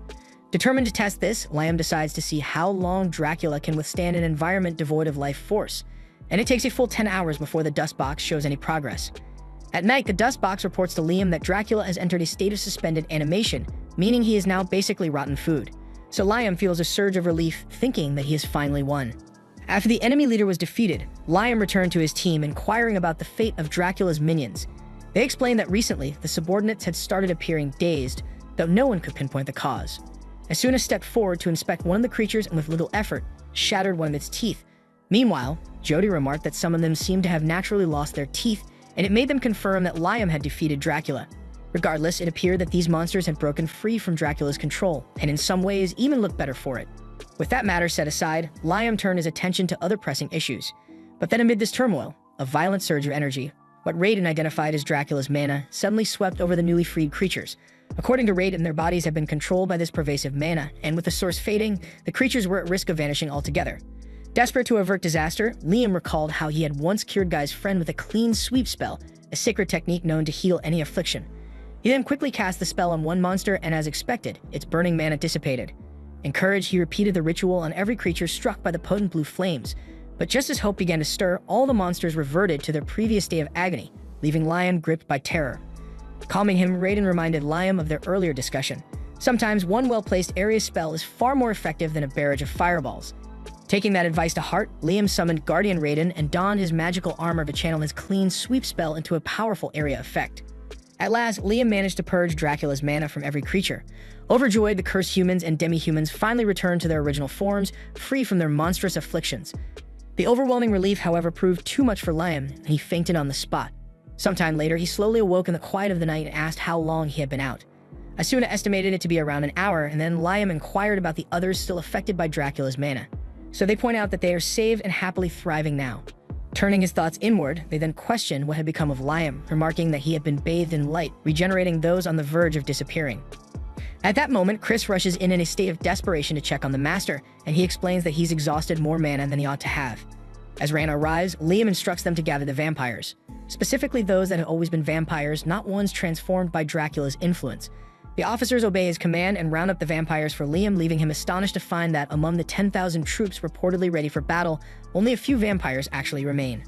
One vampire steps forward and pleads with Liam, asking him to spare the rest by assuming responsibility for their actions. However, Liam makes it abundantly clear that he has no intention of slaughtering anyone. After all, these creatures were under Dracula's control. In fact, Liam envisions a future where the vampires can walk in daylight and integrate into the village he's building. Otherwise, once Dracula's power fades, they would be easily obliterated by the sun. He lays down two simple conditions for them joining his community. First, they must obey everything Liam Hamilton commands. Second, they must refrain from causing internal strife. Beyond that, Liam promises not to force them into any actions. Surprised yet pleased by such minimal demands, the vampires agree to join the budding civilization in the cradle of the Promised Land. Seizing the opportunity, Liam sets out to enhance the familiar pack he once used. Just as he had refined his magical armor, he now evolves his contract spell into what he calls High Familiar.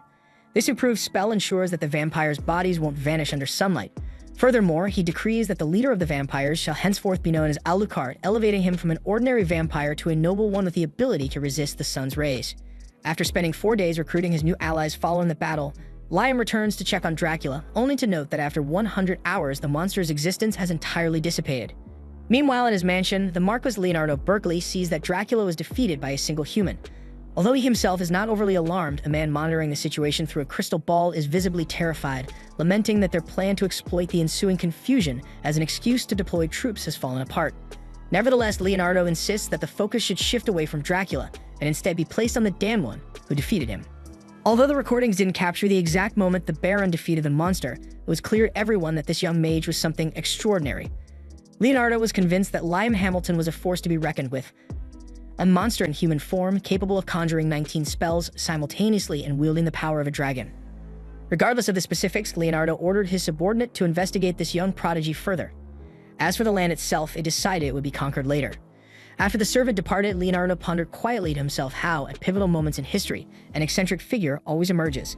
In this case, he couldn't decide if Liam Hamilton was a genuine hero or perhaps the Demon King. The following day, Liam was completely drained, lying on the village grass trying to rest after sealing a contract with 10,000 monsters now living in the Promised Land. One can only imagine the monumental effort it took to name each one of them. At that very moment, two slimes, Slylon and Slip-On, whom Liam had contracted as familiars, presented him with a doll they had crafted of their master. Surveying the scene, Liam felt a deep pride in the work the villagers had been doing behind the scenes, erecting building after building to transform the village into a worthy home, and even in no time it might evolve into a full-fledged city. Then we see that the skilled elves were spearheading the construction efforts after refining their abilities, and of course nothing seems more fitting than choosing Rihanna as the organizer. Elsewhere, Guy and the other giants were tasked with defending the Promised Land, while the werewolves, known for their exceptional hunting skills, secured the food supplies. Each race had a unique role in this new society, and everything was proceeding smoothly, until Guy warned that humans were approaching the village. Claiming to be merchants from Quistador, these strangers requested an audience with the king of the land. Despite their claim, Liam insisted he wasn't the king, a statement that left Guy perplexed since Liam clearly acted as the master of all the inhabitants. To settle the matter, Guy turned to the villagers and asked if anyone disagreed that Liam Raiden was the rightful king. Almost instantly, the crowd erupted in enthusiastic agreement, affirming their desire to have Liam as their absolute leader. In a dramatic twist, Raiden himself mysteriously appeared in midair and declared Liam the undisputed ruler of this land, leaving Liam both bewildered and burdened by this unexpected mantle. A few hours later, Liam visits Scarlet, who has been anxiously waiting for him. She confides that she's been scrutinizing the internal workings of the Jumbo Kingdom these past few days, but so far she hasn't uncovered any concrete evidence. Still, she remains convinced that the king and his ministers are hiding something and will not relinquish that land without a fight. The real mystery, however, lies in the fact that the princess has been unable to determine the cause of their secretiveness. Curious, Liam asks if Guardian Raiden might have any insight, but the dragon remains silent. So Liam speculates that the answer may be tied to the nature of humans. Scarlet muses that it might be something so trivial that even Raiden cares little for it, yet Liam is satisfied knowing that the Jumbo Kingdom will not give up its territory easily. He then asks Scarlet to accompany him on his next journey, but she prefers to continue her investigation a bit longer. With a promise to return and see the princess, who blushes at his affectionate words, Liam departs. Back in the village, Liam turns once more to Raiden for guidance, insisting that Raiden's silence earlier must have a purpose, as he never lies. Not long after, Raiden, recognizing that Liam has grown far beyond the mindset of a mere 12-year-old, challenges him to understand what it truly means to be a guardian. Though Liam guesses it has something to do with being a protector, he admits he isn't entirely sure what exactly he is meant to protect. In response, Raiden teleports Liam to a mysterious chamber adorned with archaic inscriptions. Raiden instructs him to infuse the space with his mana, explaining that after his last battle, Liam's level has increased so much that his mana reserve should be more than sufficient. Following Raiden's command, Liam channels his mana into the chamber, and to his astonishment, a secret passage grinds open in the floor, leading underground.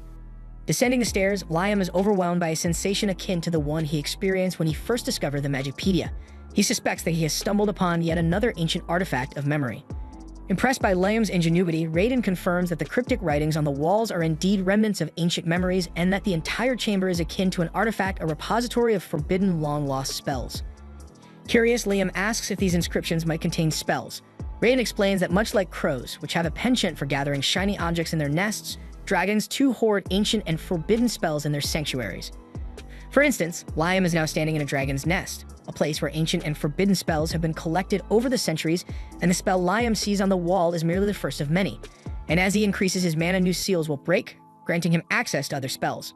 Remarkably, Guardian Raiden notes that Liam is the first human in centuries to break this initial seal. Brimming with excitement, Liam eagerly captures the spell inscribed on the wall, noting that the process mirrors how one would absorb a grimoire or consult the Magipedia. Determined to test his newfound power, he attempts to conjure 19 spells simultaneously, but all that appears are ephemeral bubbles that vanish without a trace. Raiden explains that Liam's mana is being nullified, but before he can elaborate further, Liam experiments with other spells, all failing in a similar fashion. He soon deduces that this mana cancellation is deliberately preventing anyone from using the ancient spell in this sacred place. When Raiden confirms his suspicion, Liam makes another attempt. He encases himself in shimmering bubbles and dashes outside, only to have his spells canceled once again. Undeterred, he retreats to the Raiden's nest and decides to activate the old spell using a stone he picked up outside. However, when he hurls the stone at one of the bubbles, nothing happens.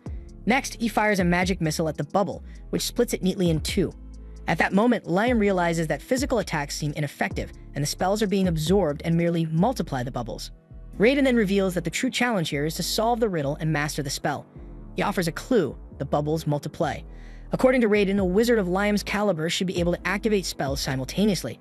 There should be one activation line that triggers the old spell, while the other lines are used to disrupt the multiplying bubbles with precise attacks. Although this method is slow, it proves effective. However, Liam believes he can expedite the process by invoking a contract. He calls forth a clone to assist with the strategy, announcing that he'll use one activation line for the contract invocation and the remaining 18 to practice triggering the old spell. With renewed determination, he conjures the bubbles once more and begins the activation process, while this clone launches power missiles to shatter the bubbles. Raiden observes with approval as this combined tactic appears to accelerate the procedure. Liam resolves to maintain the assault for an hour until the activation is complete. True to form, an hour later, his strategy succeeds and Liam masterfully harnesses the ancient spell, leaving even Raiden thoroughly impressed by how swiftly it was accomplished. Afterwards, Liam departs the nest and summons his item box, using it to drop a massive rock onto his clone. In response, the clone automatically casts the ancient spell, Shield of Absolute Strength, which not only repels the impact but is itself obliterated along with the rock. Essentially, before it shatters, the shield can completely deflect one physical blow, no matter how formidable. However, if faced with multiple small projectiles like two tiny stones, the shield only intercepts the first, leaving subsequent attacks unguarded, and it offers no protection against magical assaults. With this in mind, several clones begin pelting Liam with stones. In defense, he repeatedly conjures the Shield of Absolute Strength while continuing his spell activation, forming multiple barriers around himself, each one absorbing a separate stone. The mage muses that his experiment now resembles a war scenario. Imagine thousands of arrows raining down, and that if attacks become too rapid, this method might eventually prove insufficient. Nonetheless, he is confident he can manage as his mana reserves continue to grow. Finally, Raiden announces that an absolute magic shield has been sealed on the next floor, meaning Liam must level up if he wants to access that area. Yet recalling that the artifact was originally crafted by Raiden himself, Liam believes he might shatter this seal immediately by substituting raw physical strength with potent magic. With that idea in mind, he envisions channeling every available spell line to activate a single powerful effect, planning to mentally simulate the process until he can correct any errors. After all, Raiden had mentioned that manipulating causality was key. After meticulously calculating each step in his mind, Liam finally manages to awaken the absolute magic shield. So impressive is his feat that even Raiden metaphorically tips his hat in respect, acknowledging that Liam has mastered one of the most challenging ancient spells in a remarkably straightforward manner. Elated by his breakthrough, Liam conjures 19 power missiles and continuously activates the absolute magic shield to ensure that everything operates smoothly.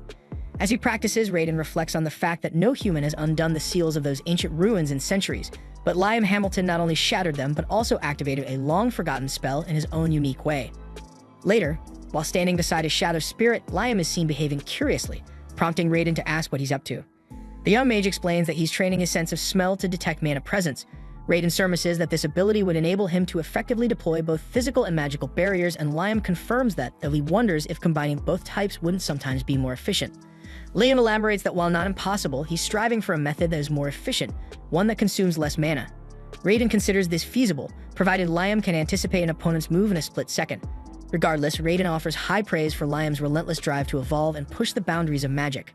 A few days later, while Liam was going about his routine, Asuna burst in with an urgent message from Guy, who insisted on seeing him immediately. Without delay, Liam teleported to Guy's location, where he found several knights standing guard in front of a group of trolls. As Guy approached, he explained that these knights were representatives from the kingdom of Palta, and they had an important matter to discuss with Liam.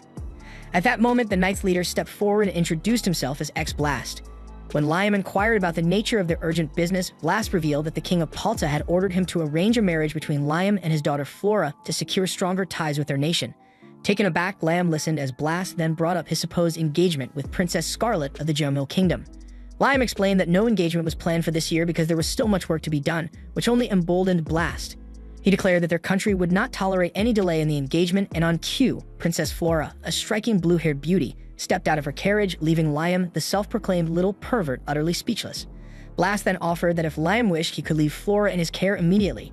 Shocked by the leader's desperation, Liam insisted that they first discuss some fundamental details and invited the knights to join him at his village. Blast accepted the offer without hesitation, but before any further discussion could take place, Liam sensed imminent danger. He quickly activated his absolute magic shield, and in the very next instant, a ferocious fire spell hurtled toward him. The spell exploded with tremendous force, knocking everyone in its blast radius unconscious, yet Liam managed to shield Princess Flora from harm. Perplexed by this sudden attack, Liam demanded an explanation. Raiden then informed him that the oncoming assault was from a suicide bomber spirit, an artificially created monster known for its overwhelming destructive power. Raiden added grimly that the creature had specifically targeted Flora, and if Liam had been even a second slower, she would have been incinerated. Liam is stunned by the revelation and immediately demands to know who could be behind such a treacherous act. Scanning the area, he finds that X-Blast has vanished without a trace, leaving him to wonder if Blast himself orchestrated the attack. Raiden confirms his suspicions, remarking that such nobles are depraved and will stop at nothing to further their ambitions. Intrigued and enraged, Liam orders Guy to ensure Flora and the soldiers remain safe while he seeks answers. He teleports to Scarlet's palace and brings her to the explosion site, where Flora lies unconscious. There, Liam explains everything to Scarlet about Flora, and to his confusion, Scarlet reveals that no neighboring country has any princess by that name. Confused, Liam provides all the details about the man named X-Blast, who claimed that Flora was a princess from Palta. So she tells him that she's heard of Blast, and he is Palta's ruthless right-hand man who handles all the dirty work. And when Liam mentions the suicide bomber's spirit, Scarlet pieces together the puzzle and says that Palta had intended to send a fox princess to marry Liam, only to have her killed immediately upon arrival as a pretext to spark a war. Scarlet then examines Flora, and she discovers a mole on her chest, reinforcing her suspicion that Flora is actually a clandestine child of a high-ranking noble, sent here as a sacrificial pawn. Before long, Flora awakens, and the unabashed Liam boldly declares that he expects gratitude for saving her life. Terrified, Flora pleads with him to back off, insisting that she is dangerous to him. She reveals a curse mark on her hand, confessing that even if he can shield her from external threats, she is doomed to perish. She begs him to leave her be to spare him from the burden of her cursed existence. Unwilling to let her suffer alone, Liam grabs her hand and, channeling his holy magic, neutralizes the curse. He then asks if there are any other afflictions or traps on her body that he must remove. Flora is still in disbelief that the curse has been lifted, listens as Scarlet proudly boasts about Liam's ability to erase even the most insidious curses with his sacred power. Curious, Liam inquires about the nature of the curse, and Flora explains that it would have transformed her into a monster, forcing her to obey every command of whoever had cast it. Raiden suddenly realizes that a dark magical artifact was employed on her, and he suspects is the very same item that was used to create Dracula, which ultimately provoked the assault on their village. Infuriated by this revelation, Liam swallows his anger and turns his focus to Flora. He tells her that since she has nowhere else to go, she should remain with them, and he vows that the Palta Kingdom will never harm her again. Later, in a more private setting, Liam and Scarlet engage in a candid conversation. Scarlet confides that all three neighboring countries in the region have long looked down on him, and that to silence their criticisms, he must demonstrate his power. When Liam asks if he should provoke a confrontation, Scarlet proposes a far more strategic idea. He needs to issue his own currency. She shows him 3 variations of the silver coins used in her homeland, pointing out that while the original is meticulously detailed, the copies distributed to the public lack those fine details. Liam grasps her meaning. By creating coins with a uniformly high level of detail for general use, he can prove that his technology is far superior to that of his rivals. Enthused by the idea, Liam immediately summons Fire and Earth spirits to forge his first batch of silver coins. Next, he decides to craft copper coins. Scarlet suggests that he add tin to copper, producing bronze coins instead, arguing that a blend with 70% copper yields greater detail. To her surprise, Liam opts to make coins with just 50% copper. Not long after, Asuna and Jody visit a merchant guild in their city to present Liam's newly issued silver coins. The guild manager is astounded because he can hardly believe that such high-quality coins are intended for widespread circulation. Then when he examines the copper coins, he is even more speechless, as no one in the world has managed to craft such intricate coins using only 50% copper. Intrigued, the girls ask him about the exchange rate of these coins, and he reveals that if all coins are maintained at the same high quality, their value could be up to 3 times that of the currency currently used in the Geminal Kingdom. Meanwhile, we see that Liam receives a letter from his eldest brother Albrecht, whose tone drips with arrogance as he demands a meeting to discuss matters of their country. When Scarlet reads the letter, she erupts in anger at Albrecht's audacity, insisting that Liam need not respond since Albrecht holds no real authority or position within the family. Agreeing with her, Liam decides to ignore Albrecht and instead extends an invitation to his brother Bruno, whom he truly respects, to visit his domain. Bruno is taken aback by how advanced Liam's country has become and formally requests that their family establish business relations with it. Although Liam is initially surprised by this proposal, he consents because Bruno's request appears sincere. But before finalizing the deal, Liam reaches out to Scarlet telepathically for advice. She advises him to treat Bruno with kindness regarding taxes and business regulations, but to be stern with Albrecht if he ever appears, demonstrating that while he values his friends, he won't tolerate any disrespect. Satisfied with the counsel, Liam finalizes the business arrangement with Bruno and later retreats into his pocket dimension. In his private training, Raiden comments that leveraging currency to assert dominance is clever, but it only works on the perceptive people. He worries that unintelligent invaders might keep trying to overrun Liam's territory, and Liam needs to train to fight them off. So Liam begins contemplating how to improve his combat prowess, acknowledging that magic alone has its limits. Raiden suggests that Liam can use his magical energy to fortify his body, though Liam initially struggles to grasp the concept. Raiden then demonstrates by channeling his mana throughout his body, and with a sudden flash, he appears before Liam as a diminutive little rude girl. Startled by this unexpected transformation, Liam watches as the lowly dragon circulates his magic through his limbs, leaping effortlessly around the room. Inspired, Liam tries to replicate the technique. He concentrates his mana into his legs and attempts a high jump, but he cannot sustain the form for long and ends up crashing down. Raiden is impressed by how quickly Liam adapts, even though he still has much to learn. He then conjures several magic-absorbing bubbles around Liam's head, hands, and feet, instructing him to fill each with varying amounts of mana to hone his control. Although Liam initially fumbles with the process, he perseveres, training tirelessly until he can seamlessly circulate his magical power throughout his body. Once Liam had mastered the art of channeling mana throughout his body, Raiden declared that it was time to advance to the next stage of training. In a surprising display, the dragon merged briefly with Liam's body before re-emerging, having fine-tuned a crucial adjustment for the second training session. Without warning, Raiden conjured a rope fashioned entirely of light from his palm and announced that they were to engage in a tug-of-war challenge. When instructed to pull the rope, Liam tugged with all his might, yet the rope remained stubbornly immobile. Raiden explained that to set it in motion, Liam needed to infuse additional mana into his hand. Instantly, Liam channels about 10% of his mana into his grip, managing to budge the rope ever so slightly. In response, Raiden mirrors the move. Realizing the lesson, Liam deduces that the purpose of the exercise is to measure the mana expenditure required to fortify oneself and then adjust his own output accordingly, and Raiden tells Liam that he is right. Focusing intently on the glowing mana coursing through the rope, he fine-tunes his control to match Raiden's flow. Suddenly, Raiden shifts tactics, channeling his mana into the open air rather than the rope, making it far more elusive to detect. Although Liam struggles to keep pace, he persists until the end, at which point Raiden announces that he has passed the second round of training. For the final challenge, the dragon commands Liam to unleash as many magic missiles as he can at once. Expecting to fire his standard 19, Liam surprises himself by launching 29 missiles in a single burst, even though his overall mana capacity remains unchanged. With a smug smile, Raiden explains that by refining his sensory perception and mana control, Liam has effectively optimized his spellcasting efficiency. Overjoyed by this revelation, Liam realizes that he now possesses the refined skills needed to wield his immense power with precision. The following day, Liam convenes a meeting with his key underlings at Scarlet's mansion. During a discussion, Rena points out that they are running low on salt and drinking water. Liam assures her that he will replenish their supplies. This prompts Asuna to wonder aloud how he manages to procure these resources in the first place. Liam explains that he simply dispatches a clone to the sea, then uses his item box to separate the salt from the water. The girls, however, feel that there must be a more efficient method. After all, as their leader, Liam shouldn't be burdened with such menial tasks. He says that he will think about it when Scarlet rises from her seat and asked Raiden whether there are any saltwater lakes or similar places nearby where they might mine salt near the promised land. Raiden now fully embraces the lowly lifestyle even when he is inside Liam, and tells Scarlet that there might be a promising source of salt to the southwest of the city. After all, wild cattle and sheep are known to graze there. Although the others are puzzled about the connection, Scarlet quickly explains that these animals have an insatiable habit of licking rock salt. They agree to investigate the area later, wrapping up the meeting on that note. As the group leaves the room, Asuna wistfully suggests that if their kingdom had an ocean, their salt problem would be solved once and for all. Scarlet chimes in with an intriguing historical tidbit. Long ago, this region was once washed by an ocean until, during the War of the Three Dragons, Raiden hurled a mountain that severed the ocean from the promised land. Liam is stunned by the sheer scale of power that the dragon within Raiden possesses.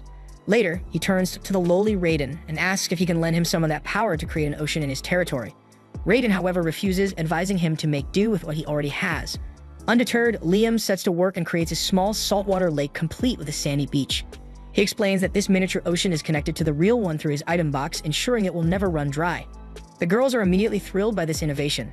Seizing the opportunity, Asuna and Scarlet conspire to persuade Liam to let them swim in the pool. Liam, who secretly enjoys the thought of seeing them in their swimsuits, happily agrees, and they spend the entire day frolicking in the water.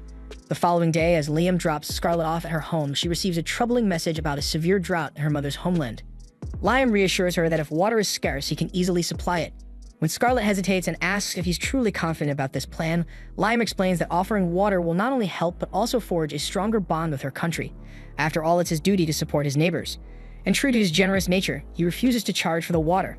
Energized by the offer, Scarlet rushes off to inform her father. Back in his territory, Liam directs his water spirits to get to work, filling barrels with clean, drinkable water. As the spirits busily fill the containers, Raiden suddenly warns Liam that all his benevolent efforts might ultimately prove futile. Puzzled, Liam asks for clarification, and Raiden explains in a caustic tone that both ordinary people and the powerful are often stupid and arrogant.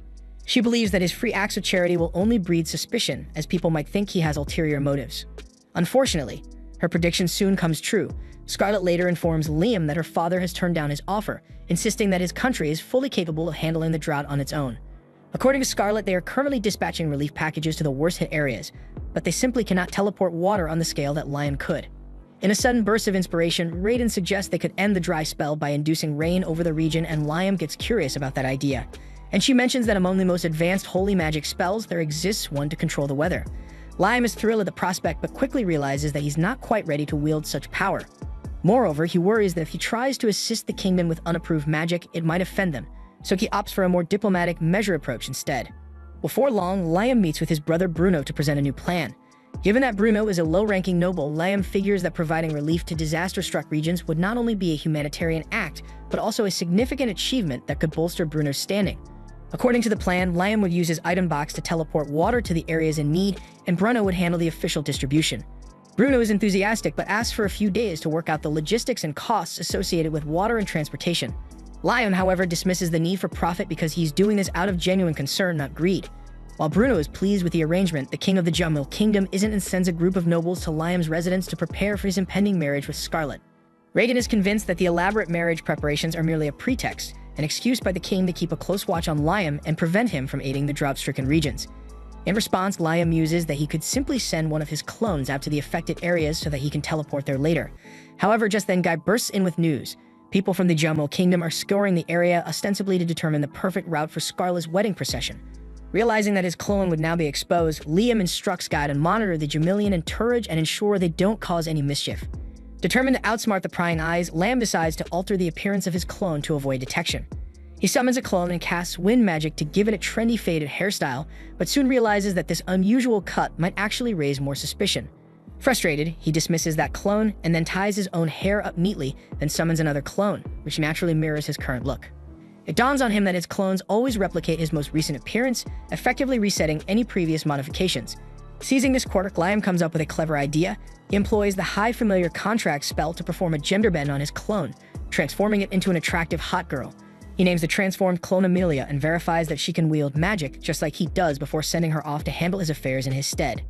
After some time, Liam observes that interactions with outsiders have revitalized the kingdom, and its currency is now actively traded. He smiles as he recalls that Bruno played a crucial role. Trade with merchants from neighboring countries has finally begun. This land, situated at the crossroads of 3 nations, is well on its way to becoming a thriving trade hub. Meanwhile, the region of Jamil is suffering from a severe drought. Despite Liam's generous offer to help, his aid was rejected, so instead he sent his illusionary double disguise as Amelia to the region. Liam notices that everyone is scrutinizing his every move, ensuring he doesn't send any more aid there. Not wanting to stir up further trouble, he decides to remain in his own territory. Suddenly, a group of playful slimes appears, lightening the mood as they eagerly approach him. The scene then cuts to a group of workers diligently carrying stones. Liam, filled with admiration for their hard work, summons a group of gnomes and orders them to dig a trench along the road. It becomes clear that he is planning to build a new city road or a smooth sidewalk for carriages. The lowly dragon explains the process to him, stating that the black soil must be heated until it melts, then poured onto the road and left to solidify. Excited by the prospect of creating something lasting, Liam eagerly digs a trench about 1 meter deep, and the dragon confirms that this depth is ideal. He remarks that the Victory Road, used by triumphant armies to march to the palace, is an impressive achievement, and his construction is just as significant. Once the workers have gathered the black soil, Liam orders them to fill the trench with it. He then summons a group of salamanders to melt the soil until it liquefies. As the molten soil cools, it hardens into a perfectly smooth surface, and everyone watching is both amazed and thrilled by the result. Not content with just that, Liam decides to expand the roads leading out of the city. He envisions that when visitors arrive, they should find a well-paved path free of obstacles, a critical link connecting cities and nations. After the initial paving is completed, Liam lies down on the road, seemingly inspecting it or searching for a flaw. He then orders the salamanders to melt the top 10 centimeters of the surface, and next he commands the gnomes to adjust the road so that its center is slightly elevated. To test his plan, he pours water onto the road, and his idea works perfectly because the water no longer pools in the middle. Satisfied with the outcome, Liam resolves to implement these improvements on all roads throughout the kingdom. After a while, Liam settles down in the forest for a moment of respite, tying a rope around a sturdy tree and leaning on it. Almost immediately, he loses his balance, first once, then a second time. After he got used to it, the lowly dragon spoke directly into his mind and said that things seem to have gotten a bit easier now, but you must have noticed something different. Liam gets perplexed and asks what she means, but he suddenly notices that there's a subtle shift in the supernatural energies and its differences that he couldn't sense before. Intrigued, Liam performs a thorough scan of the surrounding area and soon discovers that spies from all three neighboring nations, Palta, Quistador, and Gemel, have infiltrated his territory. Realizing that these countries are closely monitoring him, Liam concludes that their animosity towards him is far more significant than he initially suspected. He quickly rushes to Scarlet and asks for details about the military might of Gemel, Palta, and Quistador, including the size of their armies. She informs him that if they were on guard from each other, both Gemel and Palta can muster around 20,000 troops each, while Quistador could deploy up to 50,000 soldiers. But if they were to unite against him, their combined forces would total approximately 130,000 warriors, and it's a staggering number compared to his own populace of barely 10,000, including civilians. Deep in thought, Liam realizes that he must act with extreme wisdom and caution to avoid being dragged into war. He ponders not only the threat posed by these three nations, but also the possibility that other countries across the continent may have sent spies as well. Determined to verify his suspicions, Liam reactivates his scanning power and soon orders his workers to retreat immediately. He summons a squad of gnomes and commands them to dig straight down. In no time, they excavate a massive pit. As Liam leaps into the chasm, he is astonished to discover a thin but gleaming layer of mithril, a rare mineral known for its magical properties. Overwhelmed with excitement, he exclaims that the mysterious magical energy he has been sensing originates from here, and he says that with such a bounty of mithril, he envisions crafting enchanted battle armor for everyone. And it's a development that could finally bridge the overwhelming power gap between his people and those of the other nations. Without wasting any time, Liam calls for Scarlet and instructs her to spread the news immediately and let it be known that our nation now possesses mithril ore, because this will serve as a clear deterrent to any potential invaders. And with that declaration, Liam halts all road construction and diverts the workforce to extract the newly discovered mithril. The quantities unearthed are astonishing, enough to forge thousands of magical battle armors. As he surveys the operation, Liam muses that they need to build something akin to that underground temple. The ancient ruins beneath where Guardian Raiden once stood were actually used as a vast storage device. So if they construct a similar structure and train everyone together, they might achieve something truly incredible. Turning to Reina, he asks her if she can use any supernatural abilities, and she confirms that she can use ice magic. So in an instant, Liam and Reina teleport to a new location, and there Liam commands the salamanders to melt the surface of the road along with a thin layer of mithril, while instructing the gnomes to remove the top layer of the road and coat it with an even thin film of mithril. Noticing Reina's puzzled look, Liam tells her that he will explain everything, but just stand over there, and as she complies, he asks if she feels anything. Then suddenly a massive surge of mana and energy courses through her body, and she quickly casts the Ice Needle spell, and to her astonishment, it works with incredible efficiency. So she asks about what happened because her power has increased drastically. So Liam smiles and says that he used his abilities to transform the mithril in the road into an ancient storage device, placing it beneath the city streets, and adds that instead of constructing a dedicated training structure, now anyone who stands on the roads can learn spells. But then he noticed that this also means they will have to rebuild all the Dan roads again. Later, Liam convenes everyone for a training session. The trainees unleash a barrage of fireballs at him, yet he effortlessly deflects them with his superior shield. Next, they try launching ice needles, but he parries those as well. Even when the slimes whip up a violent wind cyclone, Liam stands firm.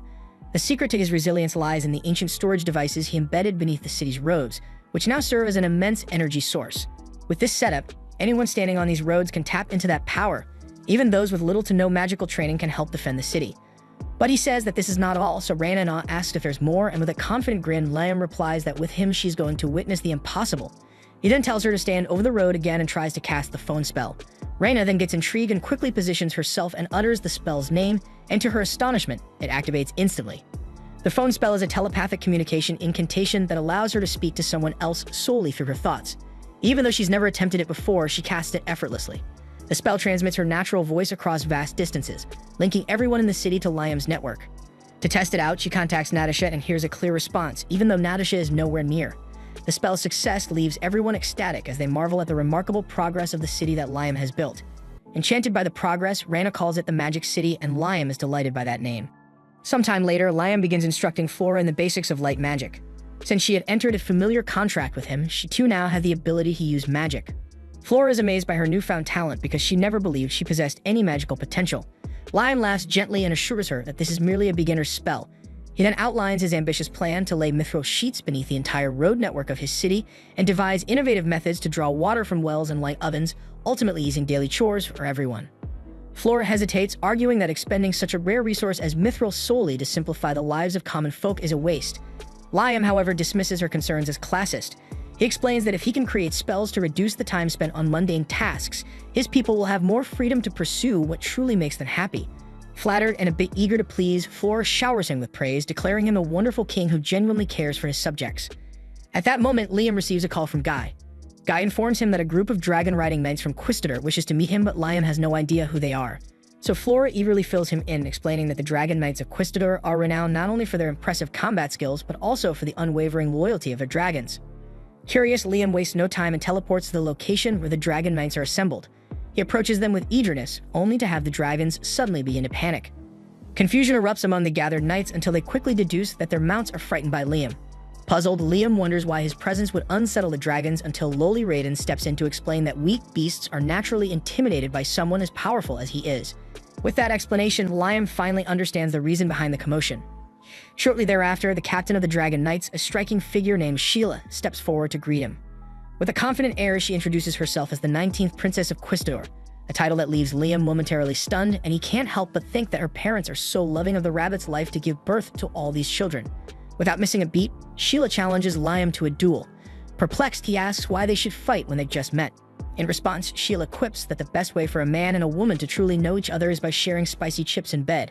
Then with a teasing laugh, she adds that since she's never done that and he's still just a kid at heart, she'll settle for the second best way instead, and it's exchanging hits. Liam still isn't eager to fight, but Sheila tells him bluntly that he can only prove himself worthy of an alliance with Quistador if he manages to impress her. That proposition is hard for Liam to resist, especially since his relations with the 3 neighboring countries are in the dumps and he desperately needs at least one on his side. Reluctantly, he agrees to the duel, and they quickly launch into combat. Sheila moves with a speed that makes her vanish like the flash before Liam's very eyes. In response, he immediately conjures up absolute force and magic shields to deflect any incoming attacks. Sheila starts with quick physical blows, but his force shields effortlessly nullify them. Next, she hurls fireballs at him, only to have her magic attacks blocked by his equally potent magic shields. Then she disappears again, leaving Liam frustrated and confused because he can't tell if she's using invisibility or simply moving so fast. Suddenly, Raiden's warning rings in his mind, urging him to dodge, and he barely escapes as Sheila's magic sword slices through the air where he had just been standing. Sheila resumes her rapid movement, but Liam quickly blankets himself in a thin layer of magical fog, allowing him to track her precise movements by sensing the disturbances in the air. Seeing that her super speed is rendered useless by his clever tactic, Sheila's confidence begins to wane. She asks Liam how he's managing to track her so effortlessly. He admits that his senses can't normally pick up on her presence, but that by surrounding himself with magic fog, he can detect even the smallest disturbance. Impressed by his ingenuity, Sheila concedes and declares the duel over, suggesting they now have a relaxed chat instead. Without missing a beat, Liam teleports her to his mansion, a feat that leaves Sheila dumbfounded, as she hadn't even known teleportation was possible. Liam casually explains that it's one of Raiden's spells. Inside the mansion, Liam wonders if Sheila intends to offer a political marriage to form an alliance with his kingdom, similar to what happened with Jonal and Palta. But instead, she says that they only need to sign a military non-aggression pact as their main condition. Liam finds this hard to believe at first and starts suspecting that Sheila might have an ulterior motive. Sensing his doubt, she explains that in her country, there's a saying, never attack the dragon crown, meaning Raiden. Curiosity piqued, Liam asks for clarification, and Sheila reveals that long ago, her kingdom was nearly destroyed by a conflict with Raiden. That's precisely why she came here personally, to verify that Liam possesses the power of the Great Dragon, and to do whatever is necessary to form a true alliance. After receiving advice from Raiden, Liam agrees to forge an alliance with Quistador. As the handshake seals the deal, Sheila begins sweating nervously, clearly relieved to have the matter settled, so Liam thinks that she must have been scared while dealing with him because he had Raiden's formidable power. Shortly after, Sheila asks for the name of his kingdom. But before Liam can answer, Raiden emerges in his imposing dragon form and proclaims that their kingdom is called Liam Raiden. Sheila starts shaking as if she had been struck by lightning at the sight of the divine dragon, and even after Raiden retreats back inside Liam, she remains visibly shaken. Despite her trembling, she continues discussing the details of the alliance, and as night falls, Liam decides to show her to her room. Stepping out of his mansion, Sheila is astonished by the vibrant lights emanating from every house. Liam explains that he has created a system that allows magic to be used freely within all the buildings of his city. Finding it hard to believe, Sheila insists on seeing it up close. Her wonder only grows when she learns that, in addition to light magic, Liam has developed spells for water and fire as well. Thoroughly impressed by the magical marvel that is his city, Sheila becomes even more intimidated by his strength when he mentions that it's all thanks to the mithril mine he discovered. She then asks if they possess plenty of magic stones too, but Liam shrugs, confessing he doesn't even know what those are. Regaining some of her composure, Sheila explains that magic stones are formed when excess magic power is concentrated and released during spellcasting. Intrigued, Liam experiments by casting a light spell, only to shock Sheila when he wastes no mana at all. Liam explains that Raiden has trained him to be 100% efficient, a claim that sends Sheila into a panic, because she believes that level of efficiency is beyond human capability. After dropping Sheila off at her hotel, Liam turns to Raiden with burning questions about the magic stones. Raiden advises him to intentionally cast a spell inefficiently. Taking his advice to heart, Liam casts a spell at 0% efficiency, causing a significant amount of mana to be wasted. This excess mana transforms into glowing dust that settles on the ground. Raiden then explains that over time, this dust crystallizes to form magic stones. Liam then decides to scan the city using his detection skill to see if any magic stones have already formed. Faint signals guide him through the streets until he finally locates a sizable mass. Excited, he rushes to its location and begins digging it out. To his shock, Raiden informs him that this magic stone is essentially useless because it loses its inherent power over time. However, Raiden quickly adds that its power loss doesn't make it worthless. In fact, magic stones usually form only on battlefields where countless spells are cast, and they're so rare that they sell for far more than diamonds. Liam is stunned by this revelation, and a spark of inspiration lights up within him. He realizes that these magic stones could be the cornerstone for fueling his country's economy. Without wasting a moment, he calls his brother Bruno to discuss the business opportunity, as Liam explains the unique magical infrastructure of the city that allows for the regular formation of magic stones. Bruno's head nearly spins from trying to process the information. But once he hears that Liam wants to trade in the magic stones with his assistants, Bruno eagerly jumps on board. Liam then presents Bruno with a magic stone he recently excavated. Bruno examines it and explains that it's a young magic stone, a type that is highly sought after by newlywed couples because young magic stones have wider strips that gradually shrink as they age. In contrast, older magic stones are far more rare and beautiful, often commanding a value 5 times that of standard stones, though they require centuries to reach that state. For Liam, time is no obstacle, so he summons his dust box to rapidly age the stone. After spending 3 weeks in the dust box, the magic stone ages by 500 years, transforming into a small yet uniquely captivating gemstone. Deeply impressed by its transformation, Liam places the gemstone inside his item box so that his female clone, which is part of a delegation sent to Quistador, can transport it across the border. The clone presents the 500-year-old magic stone to the king as a gift to celebrate their newly formed alliance, leaving the king utterly speechless at its beauty and rarity. Before long, the delegation returns to the city, and Rina informs Liam that both the king and the queen were astounded by the magic stone. In gratitude, they sent an abundance of gifts in return, and Sheila is scheduled to visit again soon to advise Liam on his foreign policy. As time passes, Liam's kingdom begins to flourish, with his loyal underlings handling all the intricate details of governance. Encouraged by their support, Liam decides to follow his own path, and of course that means continuing to learn new spells from Raiden. This was the final episode. Subscribe for more anime recaps.